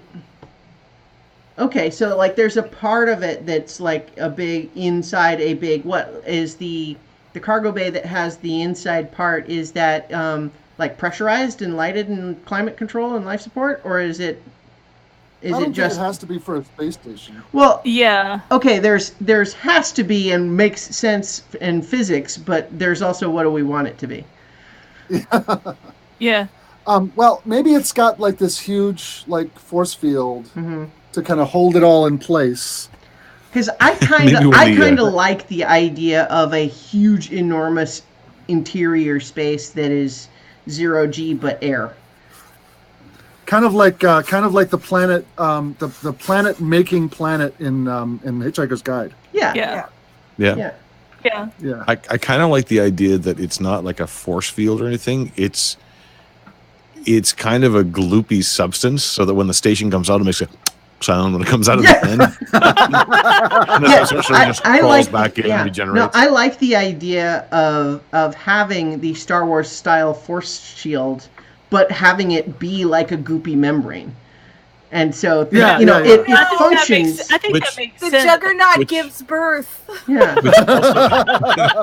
Which also, like, power goes out, it doesn't care because it's like anytime you launch the Tiger Shark, it goes out through this thing that otherwise looks kind of like those force fields in Star Wars, but then it bows out and then the ship kind of drags it with it for a bit, and then it pops back into place. Yeah, I like that. I kind of like the idea that there's mushrooms growing on the inside of the surface that you can harvest before the station goes off. If you don't, they're gone. Okay, nice. Yeah. Yeah. And depending on what the station is made out of, you get a different variety of mushroom. Yeah. Nice. Okay. So, what about the people that are in like the convention center type of place? Like, what are some of the groups that are represented in that that area. The most excellent order of weavers and dyers. Yeah. Okay, sure. Yeah. No, I like that. Convention Center 1, and in Convention Center 2 is a group of business owners and venture capitalists who may or may not be thinking about buying the ship out from under their current owners. Well, so like, it's a big convention that has a representative section that's like that, or like the whole convention is like what, trying to make that decision, or? I would say a representative portion of it is thinking, some of the people in the business convention, are planning that. So, like, are we really the only 4 staff, or is there a whole, like, wait staff? What I was envisioning is that the areas where there's all of these sort of passengers, a lot of what is, done for them is either automated or they have, like, their own people taking care of that stuff. And that you guys are actually, like, the only crew of the Juggernaut. And so part of what it means when one of these other groups has taken one of these convention center type of, berths, is that they have their own, like, service employees that... and it may also be that that one of the things that Rick has done is hired or arranged to be hired. He hasn't hired himself, but he's arranged to have the catering and the catering could still all be the synthesizers, right? Yeah. But fancy people want to have servants, or maybe they don't. Maybe that's a human thing. Yeah. I like the idea that some of them could bring their own servants. Yeah. And so what the Juggernaut provides is the space. Mm-hmm. And you do with it what you want while you're there. Yeah. While you've paid your rental fee, and and you are promised, like, utilities, and maybe basic synthesizer and life support, but otherwise if you need other things, you do it. You bring them. Yeah. Kind of like renting a American Legion hall. There is a kitchen. They don't supply cooks. There is power. They don't supply anything to plug into the power. So. Mm-hmm. And every once in a while, someone wanders out of the convention area. Oh yeah, for sure. Yes. Yeah. And under normal circumstances, we're not allowed in. Yeah, I would say because in we would general, certainly screw it up. Yeah, and I would say in general, Nemo thinks that it's best for you guys to be out of sight, out of mind for the passengers. But that's as a generality, and there might well be circumstances which require you to interact with them, but not as a general rule. I like the idea that maybe these convention centers are actually part of the hydroponics bay, and so you have this lush, garden oasis kind of is just this absolutely gorgeous environment, and these convention centers and all these people, and then you get out into the actual body where the crew is living, and it's more industrial gray, really weird color choices, lots of rust and doors that don't open in manufacturers. But this particular part is this is the moneymaker. Well, I definitely think that there's got to be areas that are designed to be like luxury, and this was a repurposed generation ship too, right? So, like, a classic trope of generation ships is that they have these huge areas that are like forest and stuff like that. Yeah. I kind of imagine too that they have so much redundancy built into the convention area. So, for example, say a washroom breaks. Well, they shut the washroom down, take it off of the convention center, ship it into the other part of the ship for me to fix, and then just rotate another one in its place. Yeah. Yes. So maybe a lot of parts of the ship have a very sort of modular design like that. Yeah. Have you guys all played Portal 2? I know Lee has. Yes. Yeah. Yeah. I have. Just how all that had all of these different testing modules that are constantly being moved around behind the scenes. Like I think it's fun to imagine that a lot of large parts of the ship are like that. Yeah. Thank goodness GLaDOS is not the captain. Are you sure of that? Yeah. Yeah. The cake is a lie. Well, so I'll just tell you that a few of a lot of the lists of Captain Nemo priorities that I've made are standard sensible things that the captain would want to pay attention to, but a couple of them are general paranoia, getting a promotion, solving mysteries. Yeah. And I would have gotten away with it too if it weren't for you darn kids. So when you say getting a promotion, do you mean Nemo getting a promotion or us getting a promotion? Oh, Nemo getting a promotion. Oh, yeah. Nemo doesn't care about you guys. Oh God, there's so many holes to poke in that. Yeah. No, exactly. It's 100% supposed to be irrational, and not make any sense at all. Yes, absolutely. So one of the items is crew morale, but only one of them. I'm surprised he doesn't have feeling pretty on there. I've been watching added to the list. I've been watching a lot of the sort of Hallmark what do they call them, comfort mystery shows recently for some odd reason. The cozy mysteries, yeah. Yeah. And I just kind of imagine that there's a convention that comes in and they have that, and we get swept into their cozy mystery for some ridiculous reason. Sure. I don't know. I just like the idea that for whatever reason, occasionally we get swept into these. Oh, okay. And one of the convention I've been thinking about conventions and the kind of conventions we are familiar with, and we mostly go to science fiction fantasy conventions, but in this universe, science fiction and fantasy is not something that's easy to get a hold of. But one thing that would not be difficult to get a hold of would be romance. So I think that at least one of the things that could come to the station is a romance readers and writers convention. Yeah. 50 Shades of Green. Oh God, that would work perfectly into the lie that I tell you all about what I'm writing down.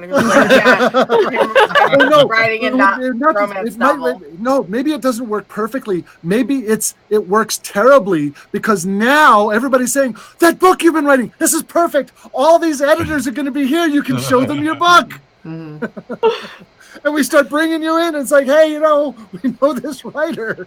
Yeah. We've chosen to act out these sections. Oh no! But no. But you have to End take my result, whole arm. Loopy Kitty. Yeah. So and Butt Up being his species is reproduces by budding. So the whole idea that somebody else needs to be involved. Romance probably seems very foreign and complicated, I would imagine, to Butt Up. I kind of would love to see an episode where the trick of the episode is you have to narrate as if you're a romance writer the scene that you're in, and you turn to a non-existent camera, which is Nemo, because Nemo has to approve of this. And it's like, I thrust out my pseudopod at his hand. I think we were making love. That's an improv game. That's definitely an improv game that I've played a number of times, where the idea is you'll have 5 people and they're each assigned a genre, and then the idea is one person is sort of the conductor and you're telling a continuous story, but then depending on who he points to, that person continues the story in the style of their own genre. Like one person's doing mystery, one person is doing documentary, one person is doing romance, one person's doing Disney cartoon. And so you're trying to tell one continuous story, but every person tells their part in whatever way. So I think we've got a lot of exciting stuff here. And I think before maybe we sign off for today, Do you guys have, like, what are some of the kinds of things that you would be looking forward to do in a potential campaign or even just extended adventure in this setting? What, like, because and I don't mean just in story, in world stuff, because obviously, like, combat is a thing that can happen in this game, but it doesn't have to. And are you guys looking to have this, what's most interesting to you, having something where you end up having to do fighting space pirates and flying the ship around and doing very Star Warsy sorts of things, or are you looking more excited by, like, the social aspects of just crew life, slice of life stuff in this crazy setting? Or what kinds of things are you guys excited by in that sense? Personally, I think I like the idea that the problems that, because again, we've got a lot of tropes we've scooped in for this. Yeah. But the one it's most like is Red Dwarf. And they never, ever solve problems in Red Dwarf by fighting. Right. It's like one of the standard tropes of the show that if there's weapons fire involved, it usually makes things worse. and I made a character who's not really very good in a fight at all, and that was on purpose because I the idea that you could get through a whole adventure without ever actually getting in a fight is something that Fate is really good at. Yeah. And I'd like to see that happen. Well, and it's not so much Star Trek too. It could be like I'm thinking more like the the Next Generation, or one of the later ones where, like, sometimes there's action with phasers and physical fighting and everything, but a lot of episodes doesn't have any of that. Yeah, it's.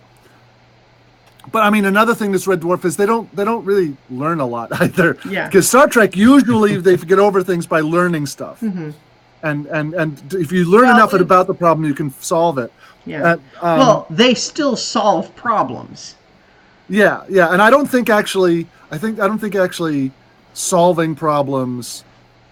It would be really fun to see what happens if you try to get away from the idea of solving problems being the standard model for a role-playing game. Right. See, now, I realize that kind of adds a lot of drama, and maybe it's hard to figure out a way to do that without that. But I think oh, sorry, go ahead. I just want to say, I think I would actually choose a different source of inspiration, and I would say "Are You Being Served" might be a more interesting way to go through this. For those who don't know, "Are You Being Served" is a BBC comedy from back in the 70s, I think, or 80s. So good. It's a sitcom about a group of 60s, 70s, and 80s. Yeah. A group of workers who work in a clothing department in a department store. And weird stuff just happens to them. They get themselves in weird circumstances where they got to do some silly things to get out of things. And it's very, very fun. And I think that in some ways, I kind of like the idea of that inspiration of, there's a problem that's presenting itself, and we have our own motivations about how to approach the problem. And most of those motivations are silly and stupid, but we'll do them anyway. Or we just, and combining the science fiction aspect of Red Dwarf, where it's kind of like you have the whole science fiction realm of things to draw from, kind of broadens that even more. So the way the structure usually works in this kind of stuff is, here's this thing that's intruding, you react to it, you play with it, you might find a problem in it to solve, or you might not, but by the end of the episode, whatever it is goes on in its own way. Right? It's not something that you have to stop or start or whatever. It's just here's how the environment becomes difficult for a while in this one way, and then that goes on, and then next episode it's some other difficulty, and to some extent there's a lot of requirement on the players to find where their motivation is in a particular setting. So it can be a little more challenging that way, in the sense of what are we going to do? Right. But I think that takes a lot of the need to succeed out, and I which think can get in the way of silly gaming.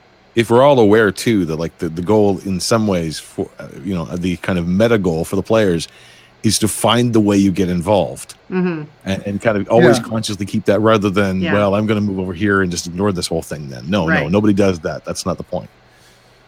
Yeah, exactly. I think that's an excellent point, just because if we're doing sort of a lower stakes sort of situation here, this is not the ship is about to blow up unless you guys save the day, and then now you need to go save this planet from being destroyed, and billions of lives are hanging in the balance. If we're doing kind of lower stakes thing, like maybe some of these sci-fi catastrophes can happen in sort of a far away, I don't even mean far away, but I mean emotionally distant sense.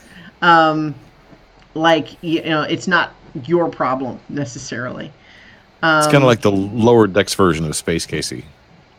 Yeah. Like the big galaxy impacting things are happening, but you guys are not necessarily the people to fix those problems. Mm-hmm. And I think, we'll let it evolve too. I think we'll see. Yeah, I think feel free to have the mix of those things. I think that, for example, another convention comes in, presents the problem, and then a few episodes later, we have raiders we have to deal with, or whatever, or they're raiding for our peppers because everybody else is running to peppers, and we have the last genetic strain that's going on. It has to be growing in Rick's garden or something. Right. Yeah, so I'm definitely thinking that at least sometimes what I'm going to throw at you guys is, otherwise sort of standard sci-fi adventure tropes, that could be things like space pirates attack and that sort of thing. But you guys should not feel obligated to believe that means that I want you guys to have a blaster shoot off with them. Yeah. And so finding fun or silly alternate ways to deal with issues is very much on the table.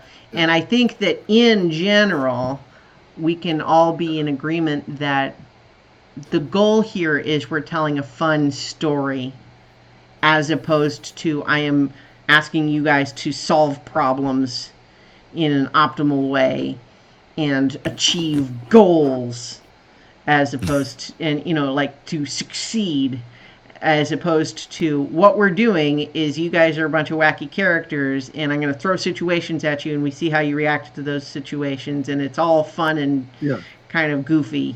But that's not to say you can't have real emotion too, but it's in that broader context of, it's not like a D&D adventure where the world is in danger, so you need to go and fight the bad guy to save the world. It's like you guys are working, this is your job, and stuff happens to make your job hard sometimes. Yeah. And I'm in. Cool. I'm just looking forward to being exposed to a new kind of gaming methodology. Yeah. And we'll play around with it. I mean, obviously we didn't do a lot of rolls and stuff this time, but we'll play with it. Starting next time, I'll have I had a little bit of stuff because I wasn't sure how quickly we'd go through all the character building, but I have some ideas. Excellent. All right, cool. So as far as next week, do we want to try starting a little bit earlier, or what time do you guys want to try to do? Well, you know what? How about this? We're going to go ahead and stop the stream, I think, for now, but we'll discuss the scheduling offline, and I'll let everybody know. But if you watched with us so far, I hope you were entertained, and I hope you join us as we begin having an actual adventure with this crazy crew and their adventures on the Juggernaut. I'd just like to say, if any of you who do watch this have wacky ideas, send them all to Christiana. Yes. I would love to see just a wacky wave come in her email or whatever. Yeah. To such the point where she's like, I have so much. It'd be fantastic. Mm-hmm. Yes. All right. So we'll go ahead and stop the stream for now. And good night, everybody.